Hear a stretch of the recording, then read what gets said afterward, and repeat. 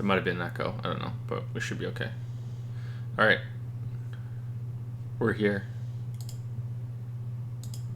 We're alone.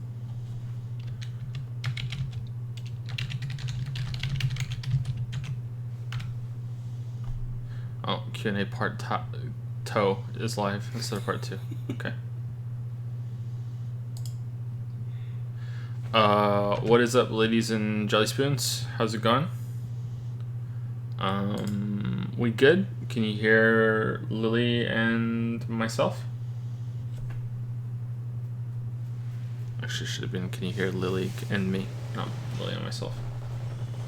Joe, I'm driving right now. Can you stream another time, please? Whoa, you sent a message while you're driving. Yeah, pull over. Whoa. The inner mom and dad just came out there, huh? What are you doing? Yeah, it's good. It's fine. Okay, let me send my tweet out then.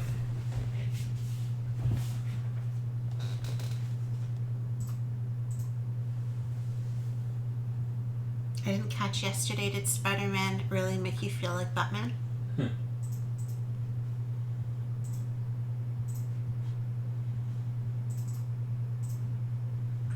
Of course.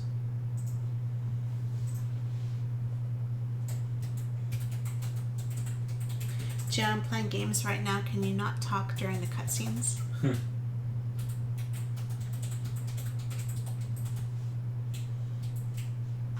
Q&A continues. Alright, that looks about right. Alright, I hope you guys can still hear me right now.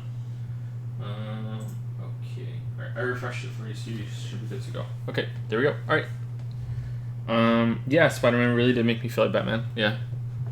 Apparently more than I thought, because everyone was saying it was very much like Arkham. What?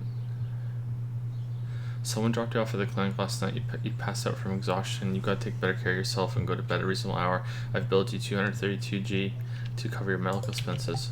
Okay, because I was talking in chat and I didn't go to bed in time, so we're over here. Alright, well, story of my life, right? Didn't go to bed in time. It used to happen to me all the time. I'd get stuck in the mines and I'd be having fun and I'd lose track of time. And then I'd be scrambling, trying to get back. And I'd make it like almost to the farm and I would pass out and that would be the end of it. And you'd think I would have learned and stopped doing it, but no, it happened too many times that I should really not admit to. You can admit to it, it's fine. No, like it happened a lot of times. People don't take Stardew that seriously. Well, I do. I take it very seriously. There's a similar exhaustion and energy mechanic in Graveyard Keeper, but apparently it is very easy to just ignore it. You just go to bed whenever you want and sleep it off, and it's really inconsequential. So it's a bit of a shame. I had really high hopes for that game, and it turns out that it was a bit crap. But I'd like to give it another chance and play it myself. It's always good to check things out yourself and not always trust the words of people online, even you know, renowned critics. You know, don't even need to give any examples, clearly. Mm-hmm. I was excited when you mentioned that game. I was excited when you mentioned that game. Graveyard Keeper? Yeah. Yeah, it looked interesting. How's Spider-Man? It's okay. I thought it was better than I expected yesterday. Was that yesterday? Mm-hmm. Oh God, was it really? Well, yesterday afternoon, right? How do the days pass so quickly now, but things feel so much longer than they were? I don't get it. I don't understand that. Like, we were just talking about this the other day, right? How the days are passing so fast, but yet it feels like 2018 has been stretched on forever, right? It's like it's such a long year, but yeah, I don't get it. Anyway, yeah, but I don't know. I'm kind of cooling on it, and I think it's more of a pretty visual game more than anything else. Yeah, it's just kind of meh. I don't know. It's trying to do too many things, and while God of War was mostly successful with doing many things, it also didn't try to do as much as Spider-Man is doing. So I think God of War is not as guilty of this as Spider-Man is, but yeah. Let's go upgrade our axe. I want a new axe. Did Joseph and Lily like Seinfeld or Friends more? Ooh, I would say that this may be a what the kids are calling a hot take. Little terminology there. I've seen that. Yeah. It was never explained, so I've had to kind of figure it out. A little terminology there for you, Lily Bell. A hot take, but I consider that Friends is just is the more casual, accessible version of Seinfeld. That's what I say. That's my hot take. So yeah, Seinfeld is overall better. IMO. But if you want something that's more easy watching and more accessible, I would say that you won't go wrong with Friends.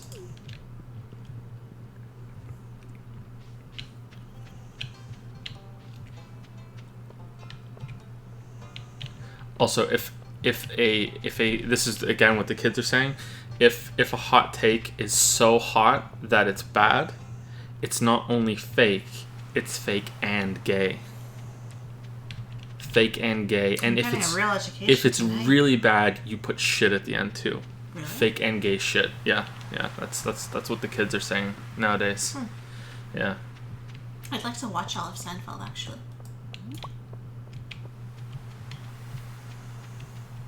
I thought it was really funny, but I haven't seen it all. And Friends, I've seen too many times. I'm watching it right now. Not right now, earlier today, but I'm in my seventh, full watching of it. And it's weird now because I'm older than them, so I'm getting all new stuff out of it now. Language is so weird. I've seen when I was growing up, being gay was quite possibly the worst thing that you could ever be. It was really, really bad. It wasn't bad in Canada when I was going to school in high school in Canada, but in Britain it was really bad. It was the witch hunts that would happen on the playground. But so gay was used as just a general kind of disappointment phrase. So if you had class next and it was a class that you don't really like, I don't know if this was the case over in Canada and America, but it's like if you have maths next. Oh, it's just math. Maths. If you have maths next and you don't like maths, be like, oh, I have maths next. That's gay. Yeah, we say that. You'd say that. You guys would say that too? Okay. But gay was dumb or stupid. But language is just so weird because I've heard people who are gay use gay in that context.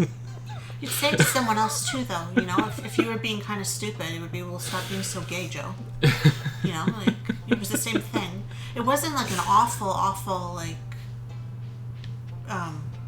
term, but it was like calling them an idiot or something, right? But yeah, there were worse things you could say, but yeah, there was that, and mostly in elementary school, right? I don't really remember in high school. In high school, everything was sick, and I never got into that. I didn't like the sick either. I don't get that one. But when I was in Britain, I went to a very diverse school. So there was a lot of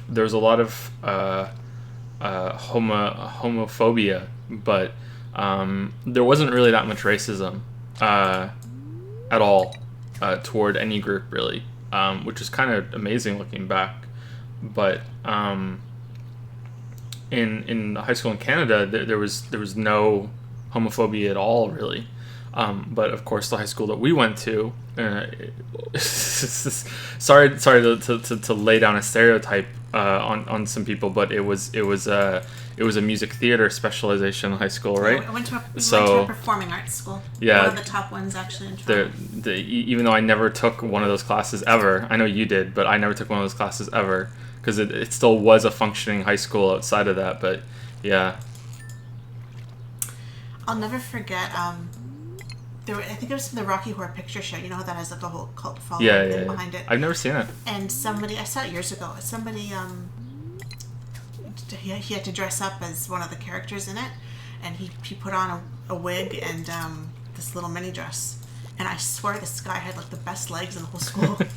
Like he looked so good in it. He could really pull it off. Do you remember Frank from university? Yeah. He wore a dress for Halloween one year, and he shaved his legs, and his girlfriend said to him, you know, "Fuck you, dude. You have better legs than I do when you shave them." Yeah. It happens sometimes.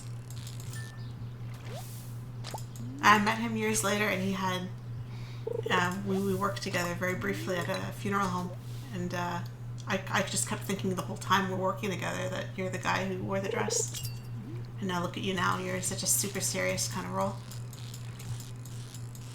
I should get a fitted suit. I've never had a proper good suit.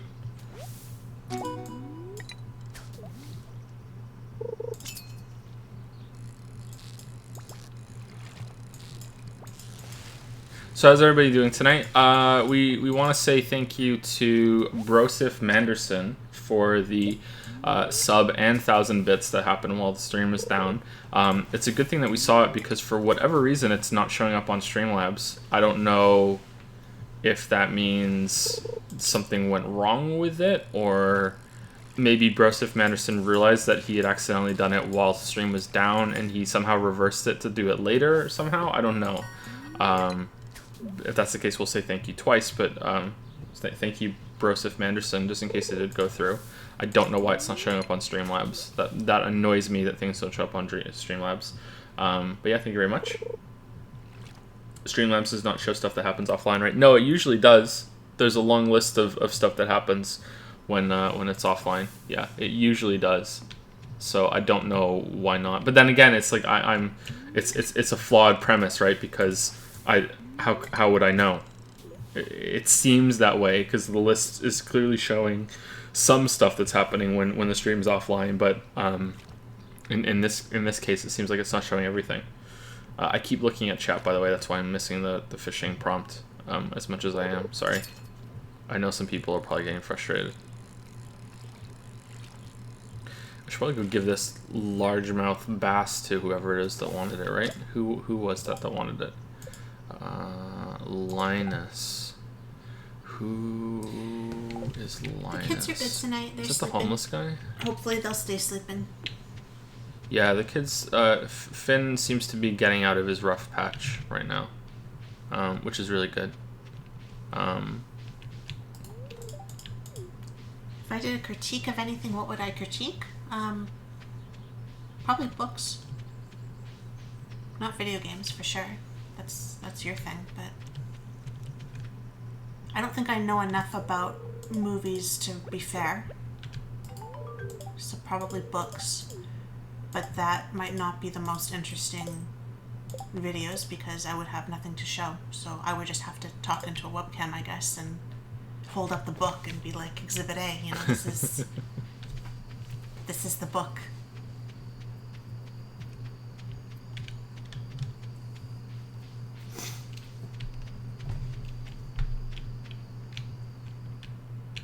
Lily Evans critiques your children. Okay, we're just gonna skip this. This is the way the game teaches you that you can look through garbage cans and get stuff, which is something that I didn't pick up on when I first played this game, and I didn't even find that out until after I was like 100 hours in, and I had already done the video on it. I didn't know you could rifle through people's garbage cans, and if someone sees you do it, you lose reputation with them. They don't like it when you go through the garbage can. Where is Lewis? I don't think we've seen everyone yet either. No, I think we declined that. We dropped that quest.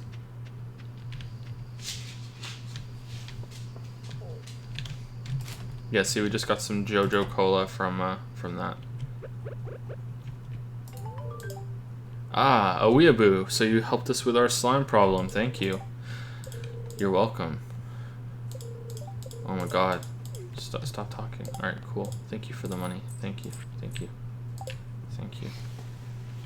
All right, so let's. If there's anyone subbed or anything. Yeah, so just gonna say. Okay, so let's say thank you and then let's get started on the Patreon questions because we have a lot to get through. Thank you to Yuho Angelo, who subscribed with Prime. Yuho Angelo. I think so. Thank you very much. Thank you to TJST, who resubscribed with Prime for 11 months and says, almost 1 year, huh? We've been doing this a while. 11 months of Prime. Thank you so much. Thank you to JSelf3R, who subscribed with Prime. Thank you. Thank you to Ralph Clocks, who used 100 bits and says, gay shit, does that mean a hot take is just the day after the Mexican restaurant all-you-can-eat Mardi Gras? That's one way of putting it.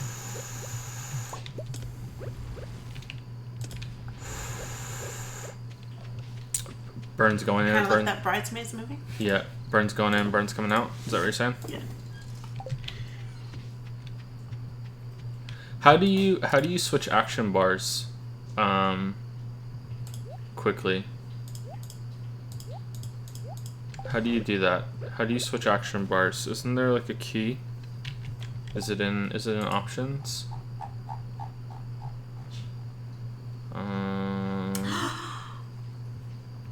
They're here.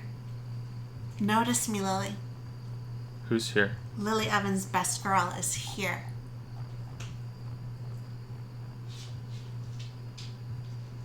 Okay, he's distracted. Hi. Hello, Love your name. hello, Lily Evans, best girl. Hello. Thank you. You're very sweet.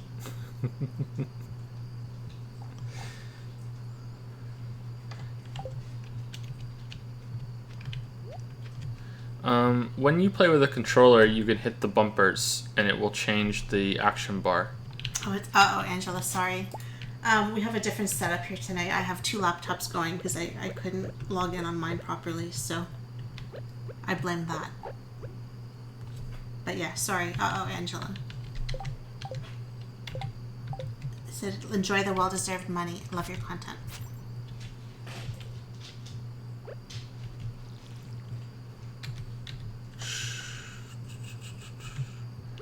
No, you can't do it with a keyboard? Really? Annie, how could you? Take it back. What did Annie do? Hifumi, best girl.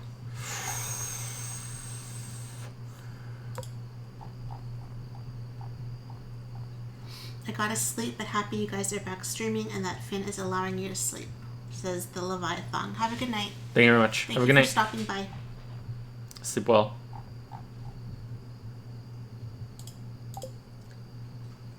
If you had to kill Dark Souls or Bloodborne, who's getting murked? Probably Bloodborne, because I think we're going to get more Dark Souls. Whereas Bloodborne, it might be likely that we never see another Bloodborne game. That might be a one-off. Especially after Sekiro. So... Sekiro.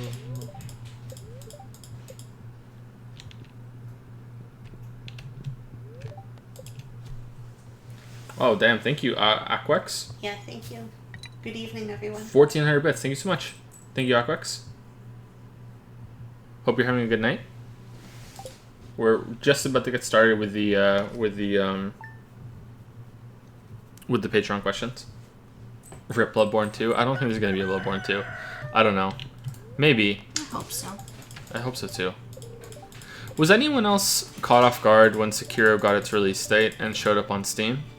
I don't know why, but until that moment, I think they announced it ahead of time. In fact, I'm almost certain of it. But until that moment when I saw it on Steam, I think a part of me just assumed it was a PlayStation 4 exclusive.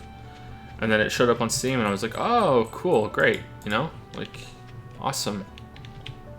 What's your opinion on the band Death Grips? Is that weird band that Discord keeps talking about? I think that's the one they made me listen to a song one time. It was just noise, right? Yeah, and I came back and said, what the fuck did you just make me listen to? But I think that's the same one, right? Is that them? They thought it was hysterical, but like seriously, what was that about?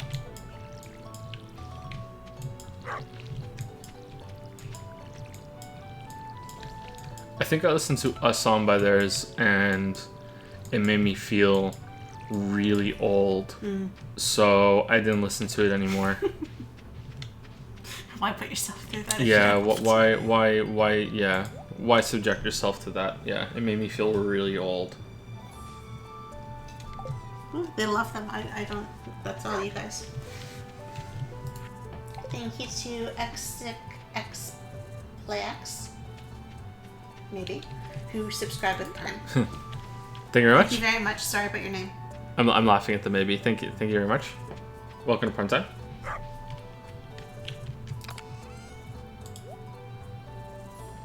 Should we go into the mines?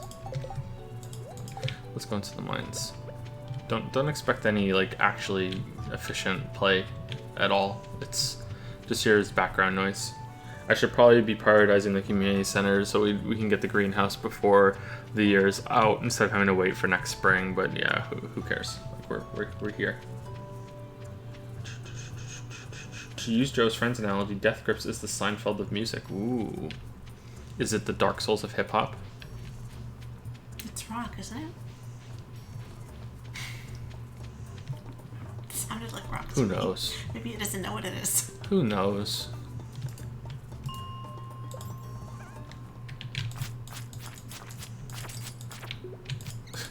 What's the friends of music? So no one told you life was gonna be this way. I remember when I was a kid, I so desperately wanted to hear the full version of that song, and then I did, and I was so disappointed. It didn't live up to it, and the fact that there was no visual to the trailer with it, you know, so like the intro to it, it wasn't there either. That really ruined it. Yeah. Anyway, is there anyone else to say thank you to, or can we get started on the questions? No, that's it. We're done. No. We're done. All right. Thanks for stopping by, everybody. We'll see you next time. No, okay. Let's get on with the questions. Who is first? And by first, I mean 6th or 5th. Yeah. We had some Solitary Gamers where we left off. We had some pretty long answers last night for the first couple questions, I think, and that took some time. Solitary Gamer says, "Greetings, Joe and Lily. I'd like to begin with a request. When viewing fan art on stream, please consider your VOD viewers and try to describe what you're seeing as succinctly as possible, and/or ask your editor to create a montage of the fan art, with the artist's permission, of course. Thanks. Now on with the questions." I read this question a while ago, and I've been starting to do that when we're streaming. Sometimes I forget, but I try. But we also made the stream museum, art museum in Discord for people to be able to post it and view it there.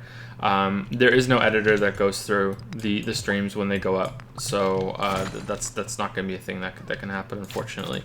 But yeah, that's the chat room should help, I think.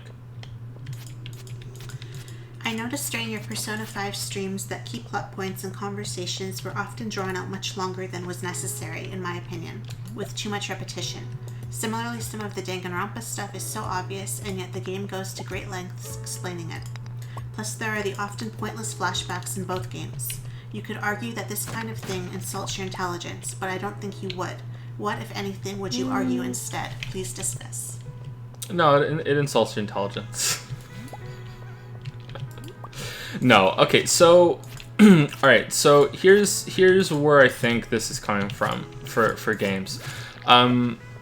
Games are quite long, and they have different ways of, you know, producing things to the finished product from concept to what you actually play. So my guess is that a lot of the big moments and the big scenes, like the trials in Danganronpa, or the big story moments in Persona 5, are likely to be done first, and then the stuff that happens before leading up to that moment I'm not saying it's 100% done, but it is closer to being done than anything else. And then the rest of it is patched around, and that can lead to things being repeated often when it doesn't really need to be. And there's also the fear that, you know, we don't want any ambiguity in this big moment. It's very important that the viewer or the player really understands what's happening here. But the thing that just occurred to me right now as I was hearing Lily read the question was that games are unique in a way that I think many people don't remain consciously aware of, even though it's really obvious. And that is, if you're reading a book, you can flip back to an old page whenever you want. If you're watching a movie, you can scene select, or if you're watching on Netflix, you can just jump back to where it was, or you can skip back later on, after you're done with it, and you can it's a shorter experience too. Whereas games are a lot longer, and it is much harder to get back to that information. Now, that doesn't excuse what Danganronpa does, because Danganronpa has like an encyclopedia that sits around with you, and you can look up a lot of that information as it happens. But in the case of Persona 5, it could be you play it over multiple sessions. There are very, very few games that you beat in one sitting, and I think that there have to be that some developers think that there need to be pains taken to cater to people that may not have played for days, maybe even weeks, when they come back and they want them to continue and they don't want to be lost. And then you get shit like this. So, yeah, it's definitely not a good thing. It's understandable. I don't think that they should bother most of the time. But I definitely sympathize with, people, the creators not wanting their point to be lost, because even in my videos, people don't remember things that I've said, or they'll comment on something and say, well, you forgot to bring this up, and it's like, well, actually I didn't. You forgot that I brought it up, So I definitely see the danger and the need behind it, or at least the imagined need behind it. It's really frustrating, and it annoys me very much.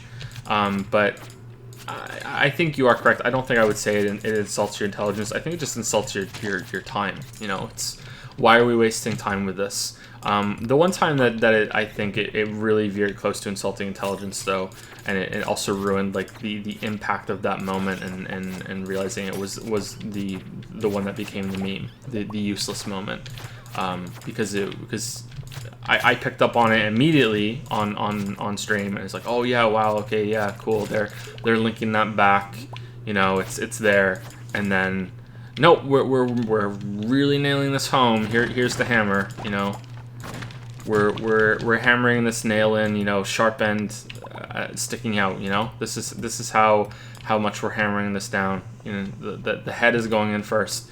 So that was pretty frustrating. But yeah. Wait. Useless, yeah, that was pretty bad. That was pretty bad. I think that's it. I don't think I have anything else to say on it. You have stated that you love swimming, but you never really said why. What is it about swimming in particular that appeals to you? That's kind of a weird question. It's not a bad question. It's kind of a weird question. I don't know. I liked how different it was, I guess. The first time I swam, it was unusual. I had never, obviously I had never gone swimming until that moment, but I don't think I'd ever seen anyone go swimming either. I was 7, I think, around 7, and it was like, oh, holy shit, this is cool. It's not just you go outside and you run around. It's like it's a pool. It's water. And I know this may sound really obvious, but that was weird at the time, and it was just so, it had so much novelty to it, and that made me really take to it. And then when we moved back to Britain, the indoor pools that we would go to after that, because there are no outdoor pools when I was in Wales, because they'll fill up with rain.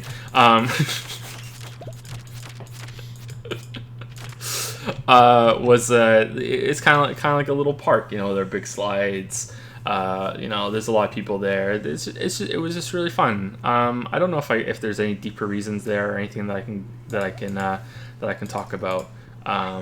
Unfortunately, but yeah. Nothing to do with like the weightlessness kind of in the water? No, Or I don't think so. did you ever try to hold your breath and sink as far to the bottom as you could and pretend you were a mermaid when you came back up again? Not a mermaid, maybe a merman. You know, with your hair streaming behind you. No, I had a lot of fun swimming. When we the first time we moved to Canada, we rented the top of a house. Or sorry, my parents rented the top of a house, and there was a small swimming pool in the backyard, an in-ground swimming pool, because that's what the economy was like back then, that even we could afford that, and I had a lot of fun there, and I really enjoyed it, and yeah, I really miss swimming. Yeah, I used to go in there all the time. Yeah, swimming was great. Yeah, sorry.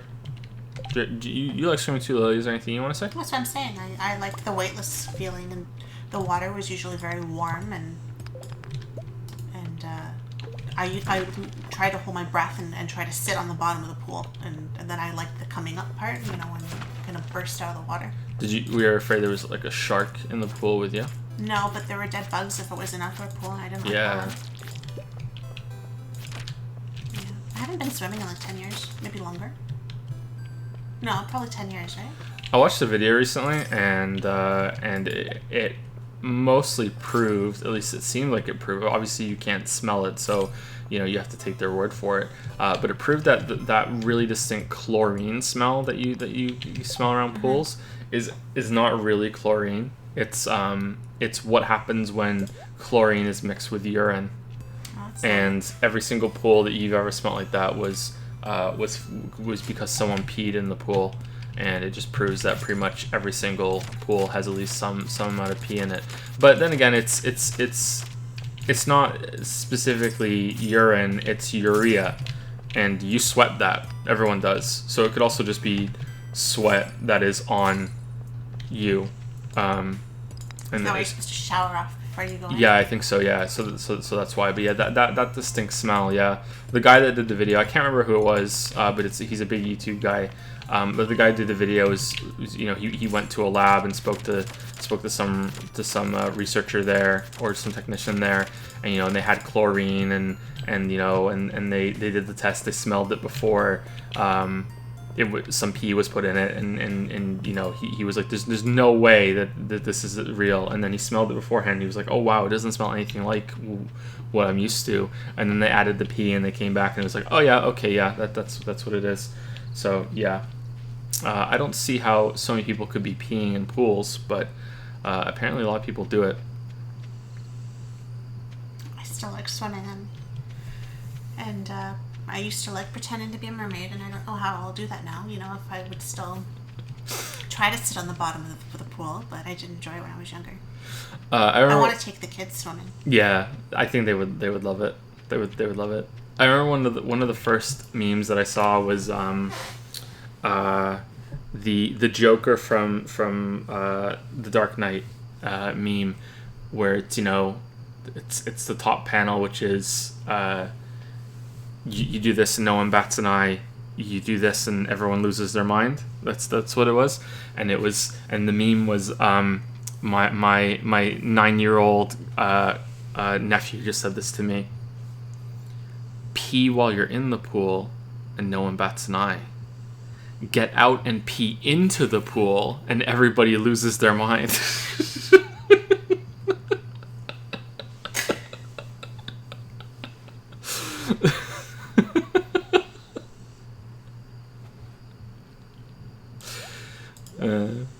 That's a really funny image.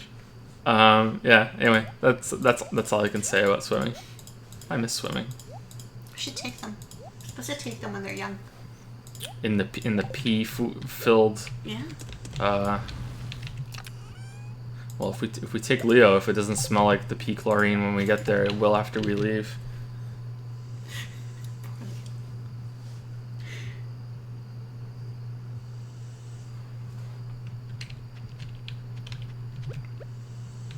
Did Solitary Gamer have a third question? Yeah. Okay. About the subtitle of your God of War video, Almost a Masterpiece, I'm pretty sure you said in relation to this at some point, I forget when, that you did not want to become that guy that compares everything to a masterpiece, and yet you kept the subtitle anyway. So I'm curious, why the change of heart? Did I say that? I don't remember saying that. I'd probably agree with it still. Yeah, I don't remember saying that though. But I say a lot of stuff on stream and Discord, and I can't keep track of it. You know, it's part of what makes humans what we are, that we're capable of holding contradictory thoughts in our heads, and sometimes those come out in what you say. You know, so someone can simultaneously think that they're shy but also quite outgoing. You know, it's that's the duality of man. You know, that it's you're capable of holding thoughts that aren't compatible.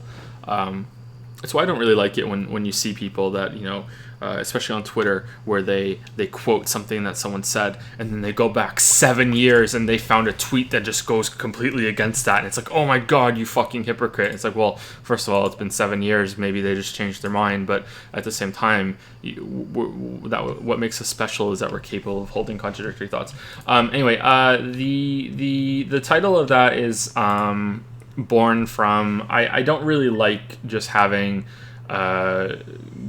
game title, the spreading weeds have caused damage to your farm. I don't really like game title critique very much. I know a lot of people really do like that, and they think it's very clean and it's just whatever. But in my experience, I prefer to have some attempt at a title next to that. Even if it still has critique in the name, you know, game title, critique, and then a subtitle afterwards. Not only that, in my experience, the videos get more attention if they are if they have a title. It doesn't have to be as close to clickbait as the second No Man's Sky video, and the Witness one is probably closest to clickbait as well. But my rule for clickbait is that it has to be true, and it has to be true to the video, and the content within it, or the article, that sort of thing. But the purpose of a title is to attract attention. That's what the title is there for. What it is, and also, hey, you should be interested in seeing this without being misleading. But yeah, I wasn't gonna reuse the masterpiece thing again, and I joked on Discord that the reason why I wanted to use almost a masterpiece was because it would piss off Nintendo fans, because they reacted so poorly to the Odyssey video that the title implying that God of War is better than Odyssey would piss them off. And then I reconsidered that, and I was like, I don't really like that now. You know, that's kind of a lame reason. But then I was struggling to think of another title. And then when I was done, the very end of the script, which came quite late, the last paragraph. I was struggling with it for a while, and I was already deep into production of all the rest of the parts of the video at that point. I thought, okay, well, that title's still in my head, and I wrote the last line, and I was like, okay, well, now I can use that, because I like the videos ending with either a punch or a, oh, okay, you got that kind of reaction. You can quote me there.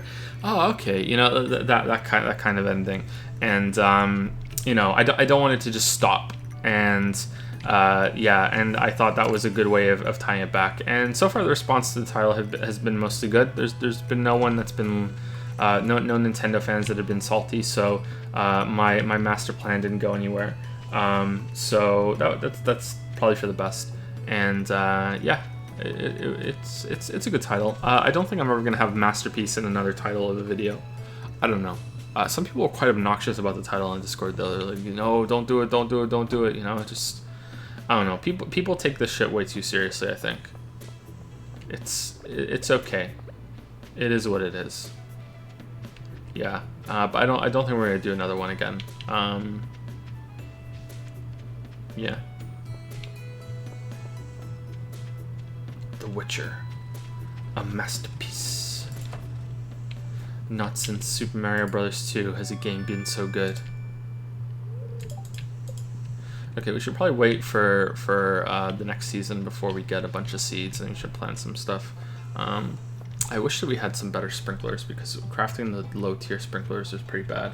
I wish you could make the low tier sprinklers and then upgrade them to the better tier. That would be fun, instead of feeling that you're wasting materials on them. That's not cool. That's not cricket.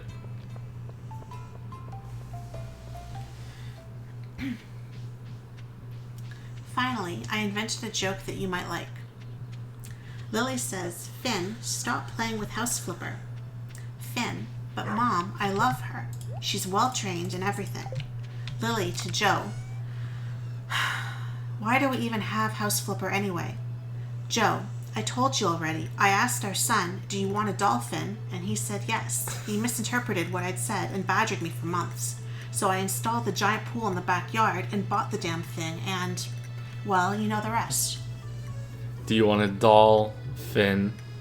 Yeah, okay. Pretty good. Pretty good. House Flipper. Did you ever watch the show Flipper? Yeah. Yeah, about the dolphin? Yeah. Pretty good. That's it for him. Are you secretly Ralph Clogs? Ralph Clogs is pissed right now. Oh, damn. Damn. Gotta up my game. Oh, this is impressive. High praise. High praise. From the pun master himself. The pun master himself. Yeah.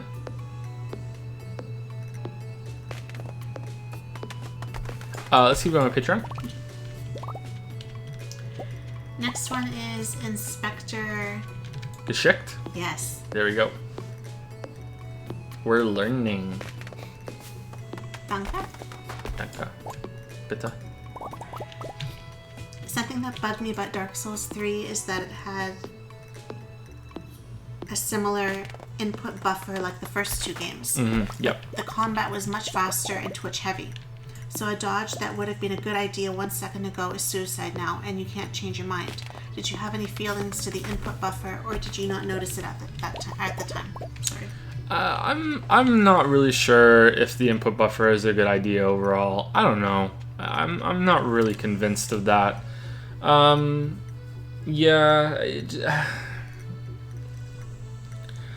The only times it's really bad are when you change your mind in the middle of a string of actions, and you change your mind before the character has even begun executing the next one in the series, and yet it still goes through. And those are the times where you really think, well, what the fuck? Why? I really wish that didn't happen. You know, that's what goes through your head. It doesn't feel right. Whereas the input buffer also has some you know, qualities to it. Thinking ahead and not having to have perfect timing to execute the next attack or the next action in a series. You know, it has some qualities that make it easier. It's not just part of the difficulty. It's also a tool that you can use. But overall, I'm kind of not a huge fan of it, really, which maybe is the bad thing to say to presumably a bunch of Dark Souls fans, but yeah, I'm not. It's not a big part of the game. They could take it out, and I wouldn't be sitting there with my arms crossed, going, meh, put it back in, you know. But there are other things that I would be angry about, you know, if yeah, but that's not a very good answer, is it? One thing that I do think that the game or the series needs to work on better is parries. Parries and backstabs. I'm not going to speak about PvP, and I'm going to sneeze, I think. Is it coming? There we go. I bet Leo's upset he missed Yeah, that. Leo likes to say "achoo" whenever someone sneezes. Yeah, it's there. Yeah, okay. So PvP, I'm not going to talk about PvP. So when I say that I think that there could be a strong argument for just taking parries and backstabs out of the game completely, I just mean PvE. I don't mean PvP.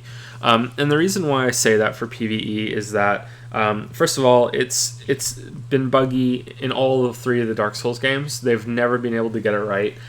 It was best backstabs were at their best in Bloodborne, but parries in Bloodborne were not that well executed either. There were some inconsistencies there, but I think it's better than in Dark Souls as well. So Bloodborne does it better, but we're talking about Dark Souls. And it's just it's difficult to really know when an attack can be parried at all, and whether I say this in the God of War video, right? That if it's a waste of time, are you getting the timing right, or are you just not able to parry this? Neo does this with the enemy's stamina bar. If it's purple, you can't parry any of their attacks. If it's green, is it green or is it blue? I can't remember. Then you can parry their attacks. But I don't think the game tells you that, so it's pretty bad that it doesn't tell you that. But maybe I'm wrong. Maybe it tells you somewhere. Maybe it's like deep in a menu somewhere. But backstabs are not well integrated. You can be right behind somebody and you can have your shield lowered and it still won't go through. You can get punished a lot for that. That's why it's better in Bloodborne. And the big thing about parries are that even outside of whether they could tell you whether or not you can parry these attacks or you can't parry these attacks if there was a tell. Black Knights in Dark Souls 1 are a non-issue for me now. And they're such a non-issue that they aren't even fun because it's just a machine that I parry. I just go up to it and I just parry, and it's a pass-fail mechanic now that isn't a fight anymore. It is just go up to it and hit the parry button at the right time. And if you get really, really good at parrying, Dark Souls is no longer about timing, positioning, dodging, what attack you have, what sword you have, building your character, all that other good stuff, where you are in the level, all that, do you want to do a plunging attack, do you want to lure an enemy back into a tight funnel, all that good stuff in Dark Souls combat. It's just, can you parry? Oh, you can? Okay, you win. So that's why I feel that there could be a strong argument for just removing parries from the game completely on PvE side. That's not what you said, but I thought I should talk about Dark Souls a little bit after the input comment because I don't really have anything else to say. Yeah, it's really frustrating when your character commits to another action when you told them to stop before they even started it. Yeah, that definitely needs to go. Yeah, I don't like it.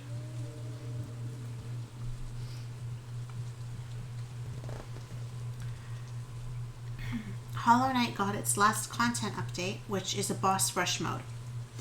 Really?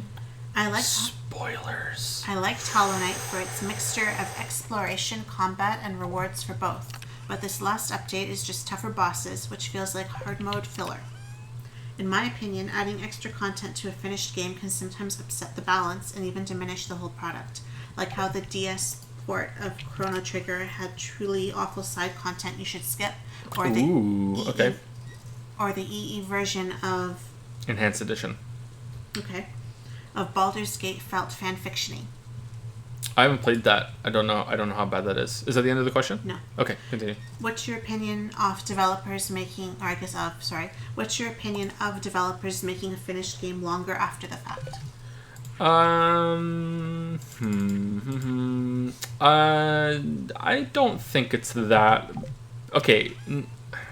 This is one of many phrases that I and many other people say that it sounds all well and good, but really it's just a nothing, because of course everything can be said that, and that is there's no such thing as a bad idea, right? It's all about execution. So I can say that and be like, yeah, it's really cool that they do that, but if they fuck it up, then yeah, of course it's going to be bad, because of course it's like saying too much of something is bad for you. Well, of course too much of something is bad for you. That's what too much means, right? That's the quantity at which it becomes bad for you. Too much oxygen is bad for you. Too much water. Like it doesn't matter. Yeah, so it's all about the execution. Chrono Trigger side content that they added to that version, I have played that, was pretty bad, and it felt. I think the more time that's passed between the release and the update, the worse it's gonna feel. The more like it's being like sacred ground is being trodden upon, or that they're messing with something that they have absolutely no right to mess with. But if so, the Chrono Trigger content, in case you don't know and you've played Chrono Trigger, so there might be mild spoilers for Chrono Trigger at this point. Has you going through this sort of other time soup dimension, and there's a lot of fights, and there's a lot of dialogue from your characters that I don't even think have name tags on them. It's just this the kind of bizarro no one talking to you. It's just someone in the party is saying these things as you're going through it, all these fights and bosses, and they're remixed versions of other things from the base game. And then you find out that one of the characters that in the base game that you presumably thought was lost to time or was dead, is actually still alive. Someone from Zeal, and I think they win the fight. Canonically, they win against you when you fight them again in this weird, bizarre world, and then they go on to launch. They launch a war between some of the cities on the western part of the map in the modern era, which springboards into some continuity that connects Chrono Trigger and Chrono Cross, which is really weird that they went that far in, and it's really bad. But this is my half baked memory from reading the wiki about it, because I didn't finish the side content because I found it so terrible that I just didn't even fucking bother. So I might be wrong on that. So you might want to look it up if you want to confirm that for sure. I think it's Poor attacks the kingdom of Guardia or something. I think that's what they do. I haven't played Baldur's Gate Enhanced Edition, so I can't talk about that, but you are right about the fan fiction part of it. But I think that's more of how long, how much time has passed between the release and the update. Hollow Knight, I haven't played it, so I don't know. I can definitely agree with the idea that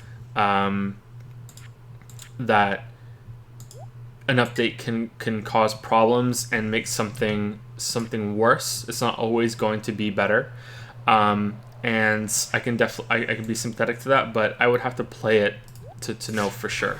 I just see. I'm hesitant to say anything else because I don't see how a boss rush could be bad. Is it incorporated? Do you have to get through the boss rush in order to get to another part of the update? Because I'm struggling to see how that could be. Just don't do it, right? I like, why can't you just ignore it? Yeah, sorry, I'm kind of off balance with this question now because I don't really have all the information. But yeah, like I said, in theory, it could be fantastic. Even if the game is quite old, the updates can really, really work. But it's gonna matter on the execution, and I can definitely see where you're coming from.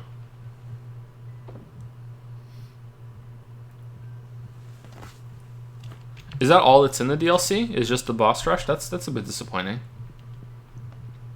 Everyone's been telling me to play it, that it's going to be really great content, and it looks like we're going to be playing it because it's winning the Twitch sub and Patreon poll right now. So it looks like that's what we're going to be playing, at least for one of the two games that win. That we're going to be doing that. The boss rush has new bosses. Okay, no, that's fine.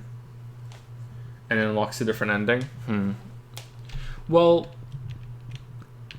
could this just be an example of people not really enjoying a bit of endgame difficulty that's coming in the latest update? Maybe it's more of, it's not really an issue of the content is bad. Maybe it's just not well balanced. Maybe there needs to be an easier option to get through it. But then again, the upgrades and everything that you have function that way. IMO. It's crazy difficult. Okay, okay. I understand now. Okay, all right. Yeah. Okay. I hate spoiler culture. I can't talk about anything.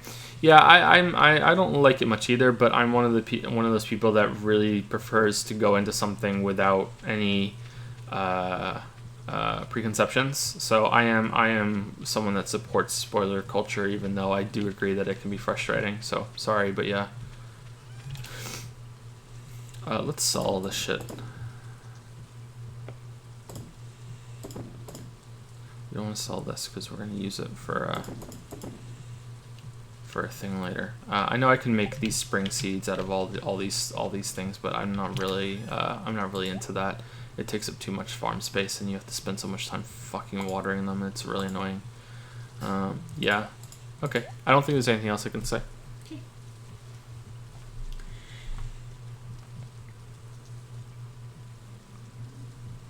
I keep uninstalling and reinstalling Rise of the Tomb Raider because I want to finish the game, but it's so absolutely dull. It would have worked as a linear action game, but the unnecessary crafting system, pointless skill trees, countless collectibles, and persistent hand-holding drags the experience to a 2 out of 5. What games do you think suffer from having unnecessary systems, bless you, grafted on that exist only to fulfill a check mark on the back of the box? Most of them nowadays, right? Most of them. Some games do it way better than others, but that's the triple A disease, right? Yeah, I don't know. I saw someone talking about this on Twitter earlier, and about Spider-Man, and about how there's all this shit to do. Well, a lot of it is optional. You don't have to do it. It may not seem that way sometimes, but with Rise, you can ignore a lot of it. I do agree that too much development time went into it, and it would be better if it was more focused. Yeah, I definitely agree that that's a big issue. But yeah, most games nowadays have it. Even some games that are critically acclaimed have a bunch of shit that shouldn't really be there. Whether or not, so this is usually tied into a discussion about minimalism, and I'm not sure if focusing on just one or two things really counts as minimalism. There's just, the debate hasn't really settled yet what that even means in the context of video games. I've seen eco described as minimalist, and I would argue that eco has a bunch of superfluous crap that really shouldn't be in there at all. And the most minimalist part of that game is that it doesn't really have a UI, and it's very clean in its presentation and how it communicates things to you. That's what I would argue about that. But I don't like that game, so that's why I'm probably leaning toward that for eco. I don't know if how this is going to end. I don't know how we're going to transition from this to something else. And we were speaking about this last night about a potential sort of crash with that the way that video games are being made right now is fundamentally broken, and there's too much pressure, and they're too expensive, and the teams are too big, and you have these checklist games, as you're saying, that are trying to appeal to everybody, and while they're trying to appeal to everybody, they simultaneously appeal to nobody in a strong way. But then again, the biggest offender of this that we can point to releasing literally yesterday is Spooderman, and everyone on Twitter right now is like, oh my god, best game ever, holy shit, it's so good, it's so good, it's so good, it's so good. And you have to look at it and go, okay, well, some of these people are just console war role playing, as I call it. I firmly believe the console war bullshit is like a communal, massively multiplayer online game that uses image boards and Reddit and Twitter as its battlegrounds for fun. There are very few people that actually legitimately go in for the console wars. At least that's how I, preserve my faith in humanity. There's no way that there's people that actually, wake up really early and don't go to bed that night until they've defended their favorite console on image boards. Like there's no fucking way. That's how I look at it anyway. And yeah, so I know that some of that's going to be something that's going on, but in general, this is a genuine reaction. Now, we've seen from games in the past. I'm not gonna say Odyssey and Breath of the Wild, even though Breath of the Wild is probably a good example now, but it's still a bit too fresh to really use that as a strong example. But we'll use Skyward Sword instead. When Skyward Sword came out, oh my god, best game ever, Nintendo does it again, holy shit, best game ever, what the fuck, holy fuck, it's so good, it's so good, it's so good. Similar response to some of the Sony exclusives, or any game that isn't even an exclusive, but it was really, really hyped up to the high heavens. And then things will settle a little bit, and then you'll find out after that where the game really sits. Is it really good? Is it a bit disappointing? Where is it really around? And this has nothing to do with people like me, although we get accused of this all the time. I always think it's very, very flattering when someone bitches me out. Even some fans in the past have said this to me. They say something like, well, good to know all the arguments that we're going to be seeing repeated ad nauseum in every single discussion from now until the end of time. Now that you've made this video, you fucking asshole, And I'm like, yeah, that's very flattering, but that's not the case. It's that the general opinion of the game cools after people go back and replay it themselves. Like the vast majority of people that play games don't watch the videos that brought everyone here to hear me waffle on tonight. That's not a big thing. For most of the people that play games and are talking about them and raving about them on Twitter right now. So it's easy to say, yeah, this is a bad thing about video games, and too many games are guilty of it, and it should go away. But hey, everyone seems to love the shit out of Spider-Man. Is that because of all the shit that there's to do? Is it giving the impression of a really, really dense experience that has so much stuff? Oh my god, there's so much stuff. Look, you're getting your money's worth. Because I think that's where most people are trying to judge it. Am I getting ripped off? After that, it's who cares, And I think that's where you get a lot of people that who cares about talking about the game for hours? Just have fun. It's a video game, for Christ's sake. That's the comments I see a lot, not just on my videos but other people's too. And it's all about value for money. And if a developer can sell the game as, oh, it's really good value for money and everyone's happy, then the chances are that they'll be successful and they'll be able to make another one. And that's about video games as a product, right? Eggs and duck eggs. So yeah, we can say a lot that, oh yeah, it's a problem, but it seems that the general gaming populace disagrees quite strongly, and we are incorrect. But I don't know enough about how trends in media are affected by that. I don't know what drives it. I'm going to say that it's almost certainly money, but I don't know enough to answer that. Do the creators of TV shows and movies and comic books and then video games, do they look at how things sell and that's it, or do they look at critical response? Do they look at reviews, or do they even bother looking at the opinions that people are saying as they're raving about the game, or do they just look at trends? Do they not even bother with that at all, and do they just look at sales? Because if they're just looking at sales, then I think that this sort of thing is here to stay, and it's going to be here for a long time. People get very protective of things that they like, and it's a shame.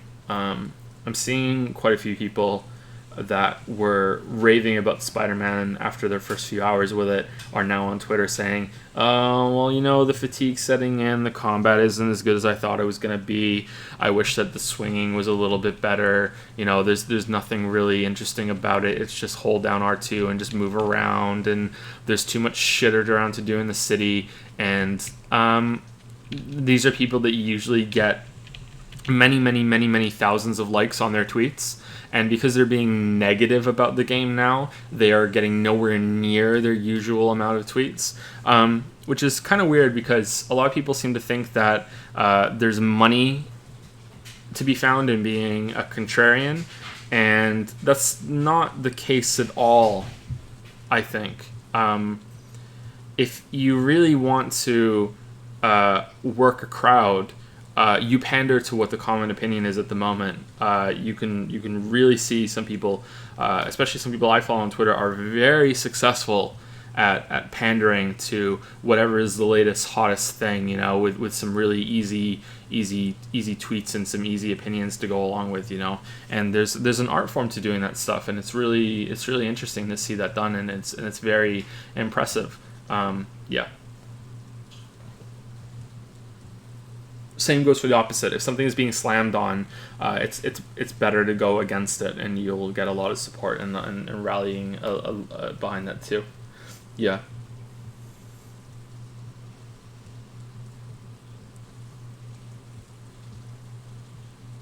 I don't know.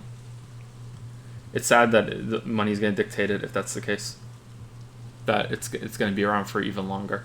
Yeah. I don't know. I'm more interested in seeing what happens with some indie studios that are getting more resources and more money now, and what's going to happen when we get up there. And I think I'm really interested to see how much superfluous crap is in 2077, and also Witcher 3. How much of this checklist bullshit is in Witcher 3? I haven't played Witcher 3, so I have no idea if Project Red has already gone to the dark side, and people, you know, have too much of a collective, you know, erection for them that they haven't noticed.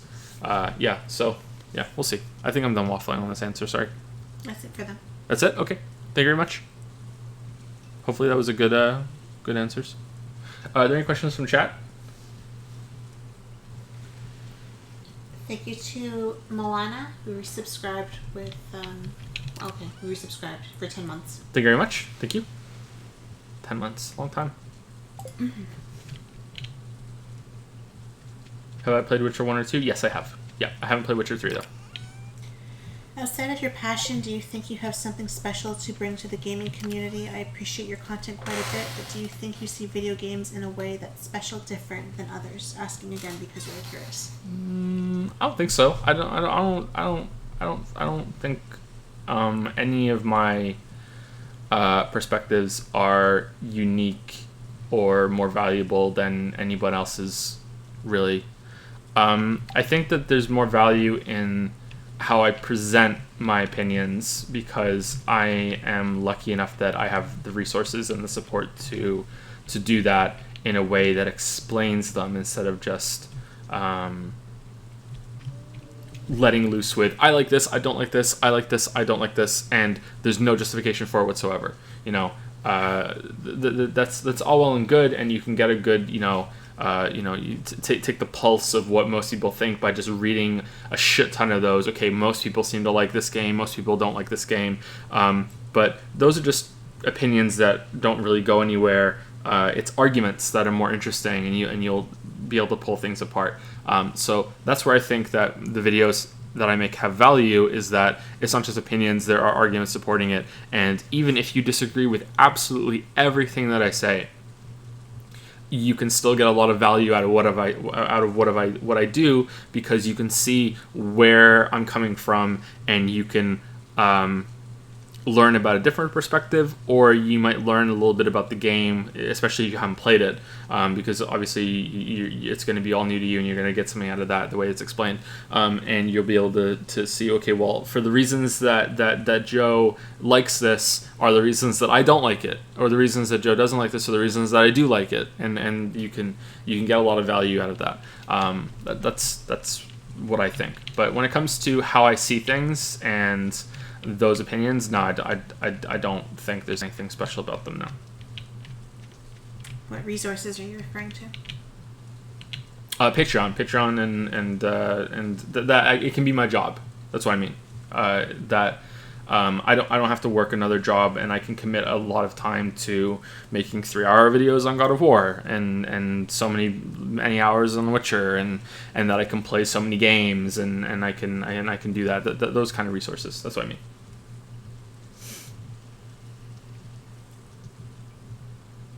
How many games do you play outside of streaming? Looking at the poll, I'm not sure how many of those you've played, and some of them are really good, so I was wondering if you get to play games off stream and if you'd play them. I've played some of those games on the poll, but there are so many games, and there was a few years there where I didn't play anything except for World of Warcraft, so I missed out on a lot of games. I think that I've played probably more of the Super Nintendo and NES library than I have any other era until probably now. I play a lot of games that come out now, but there's so many games coming out every single day now that it's impossible to keep up with them. There's probably some fantastic gems on Steam somewhere hidden that no one really knows about, and what a waste of energy today, huh? That was really bad. Let's go chop down some trees real quick. Yeah, I don't really get to play many games off stream, although I am trying to do that more. Obviously, I was doing that throughout the whole creation time of the channel. I was playing other games off stream, but streaming has made it so I can experience more games more often, because it's creating content at the same time. It's double dipping.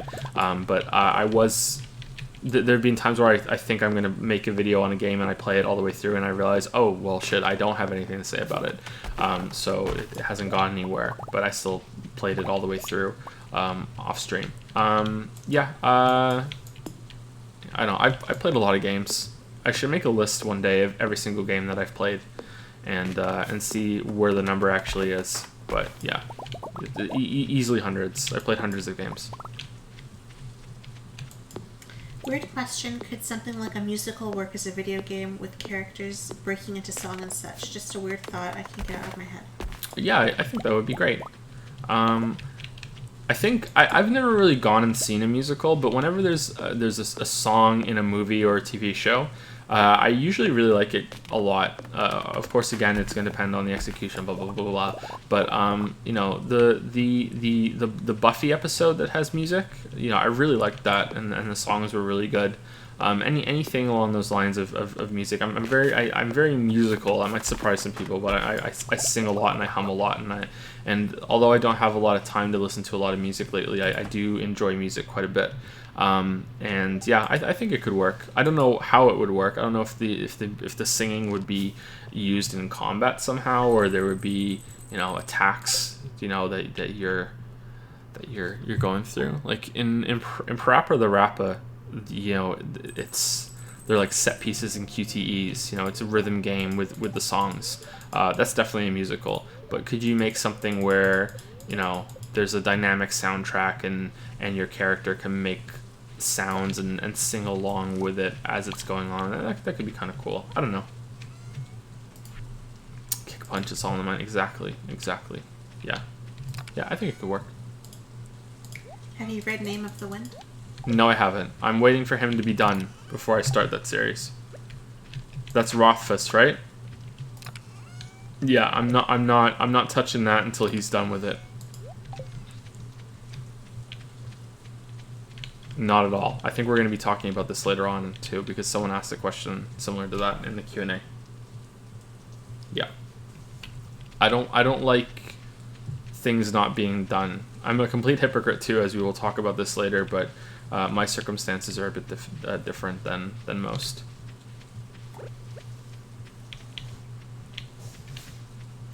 Isn't there a special fish you can only catch when it's raining in spring? I wonder if it's down here in the river. I think it is.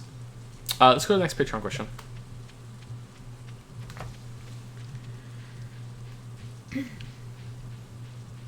Jack S. says, Hey, Jack. Hey, Joe and Lily. Hope both you and the kids are well and are settling into the house nicely. Thanks. When discussing video game narrative, your thoughts for the most part, please correct me if I'm misquoting, have been that storytelling in games overall is about equivalent to the likes of a big-budget Hollywood movie. Yes. Not necessarily bad, but just average in comparison when looking at other mediums such as TV and, of course, books. I just wanted to ask, what in your opinion would be the best way to improve how video game narratives are told? Would you prefer that gameplay, the core part of almost every video game, to be heavily tied to narrative through actions of the player, or is it just the quality of writing from video game narrative designers in which needs to improve for the medium to push boundaries and become its own thing rather than copycats to its big Hollywood brothers? Interesting question. Okay, so the issue that I see with gameplay being tied into every single narrative is that most games have you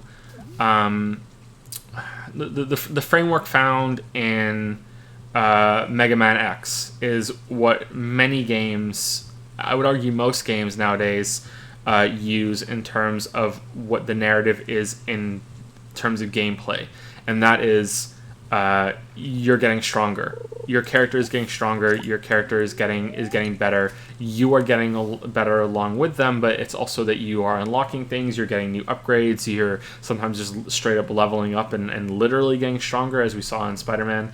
And Mega Man X is all about that. Mega Man X is all about going around the world, getting new tools, getting new options, improving your robot body.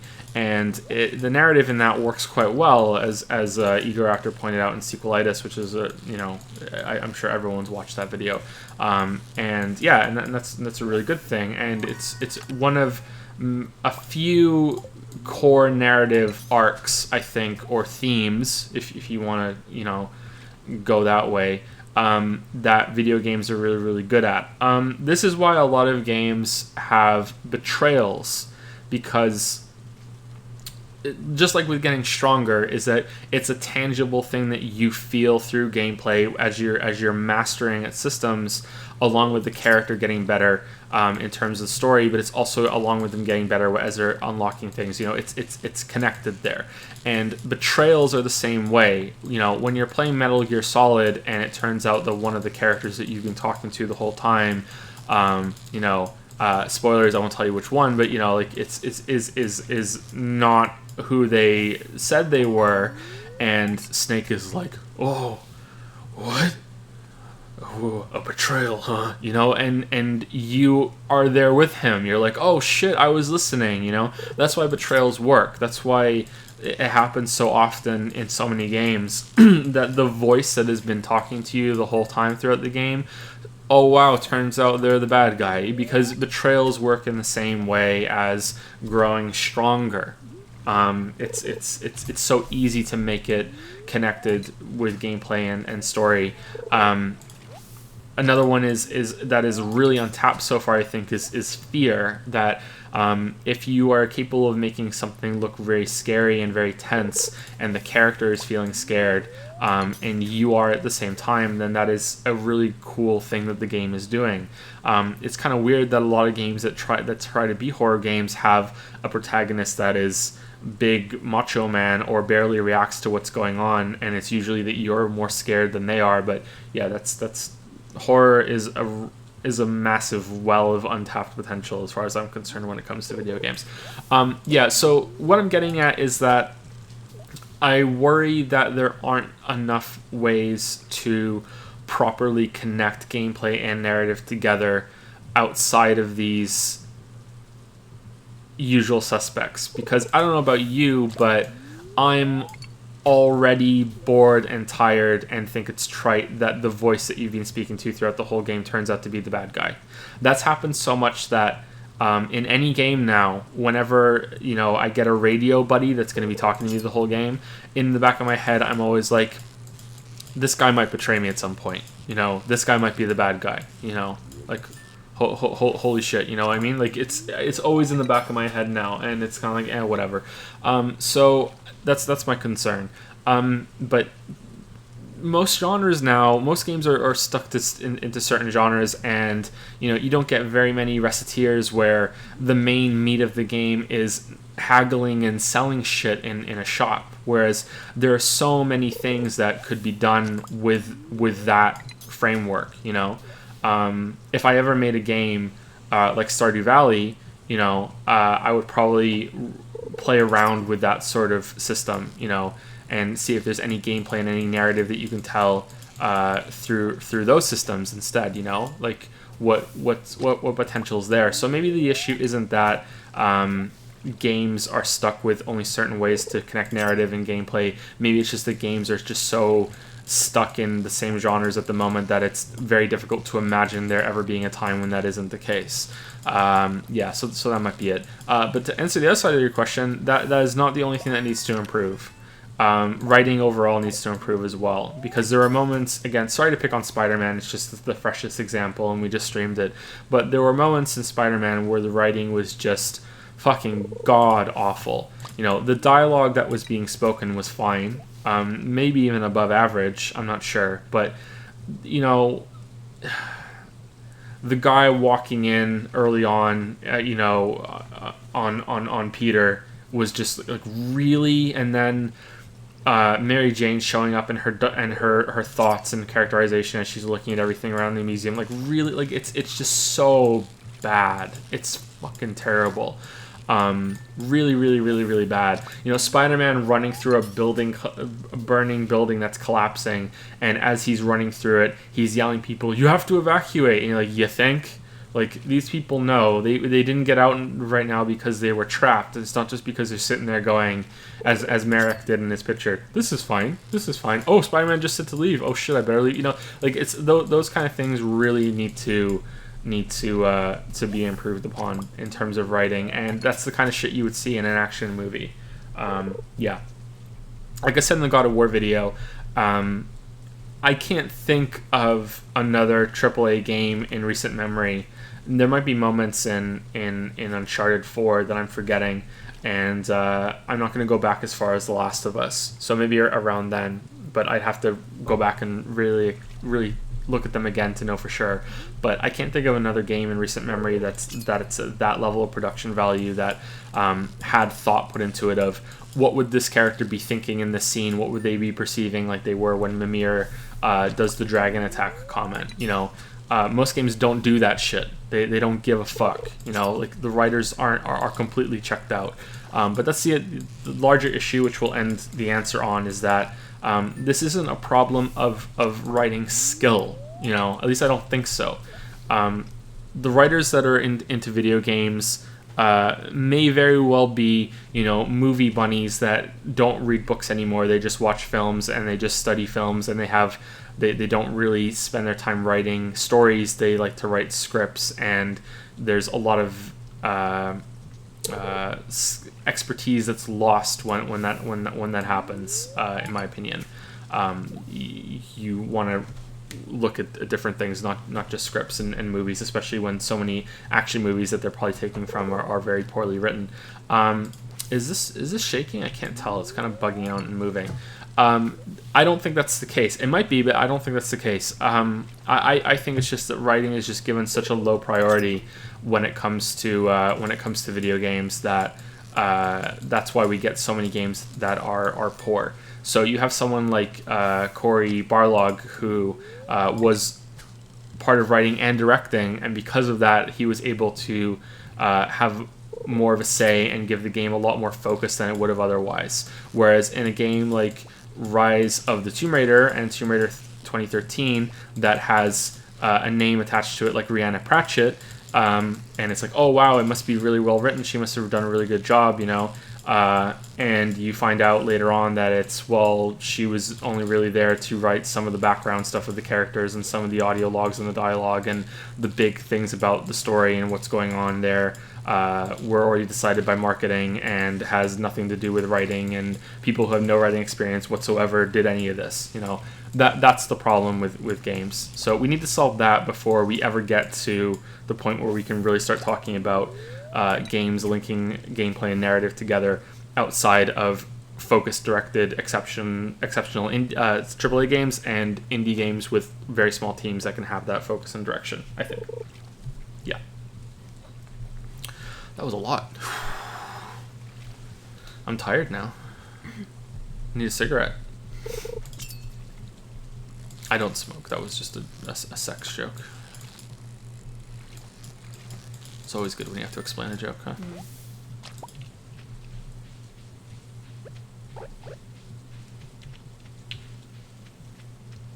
Ready for the next one? Yep. Criticizing video games and every art form is important. It is one of the only ways creators can improve or make tweaks to their work, and I think the way you articulate yourself is one of the best ways on how to critique the medium, at least on more of an in-depth level. However, obviously the average person or reviewer isn't going to be as in-depth as yourself, and after writing a couple of reviews as a freelancer for a website for the last 8 months, I have been seeing too many reviews just regurgitate the same phrases and terminology over and over again when they put out a review.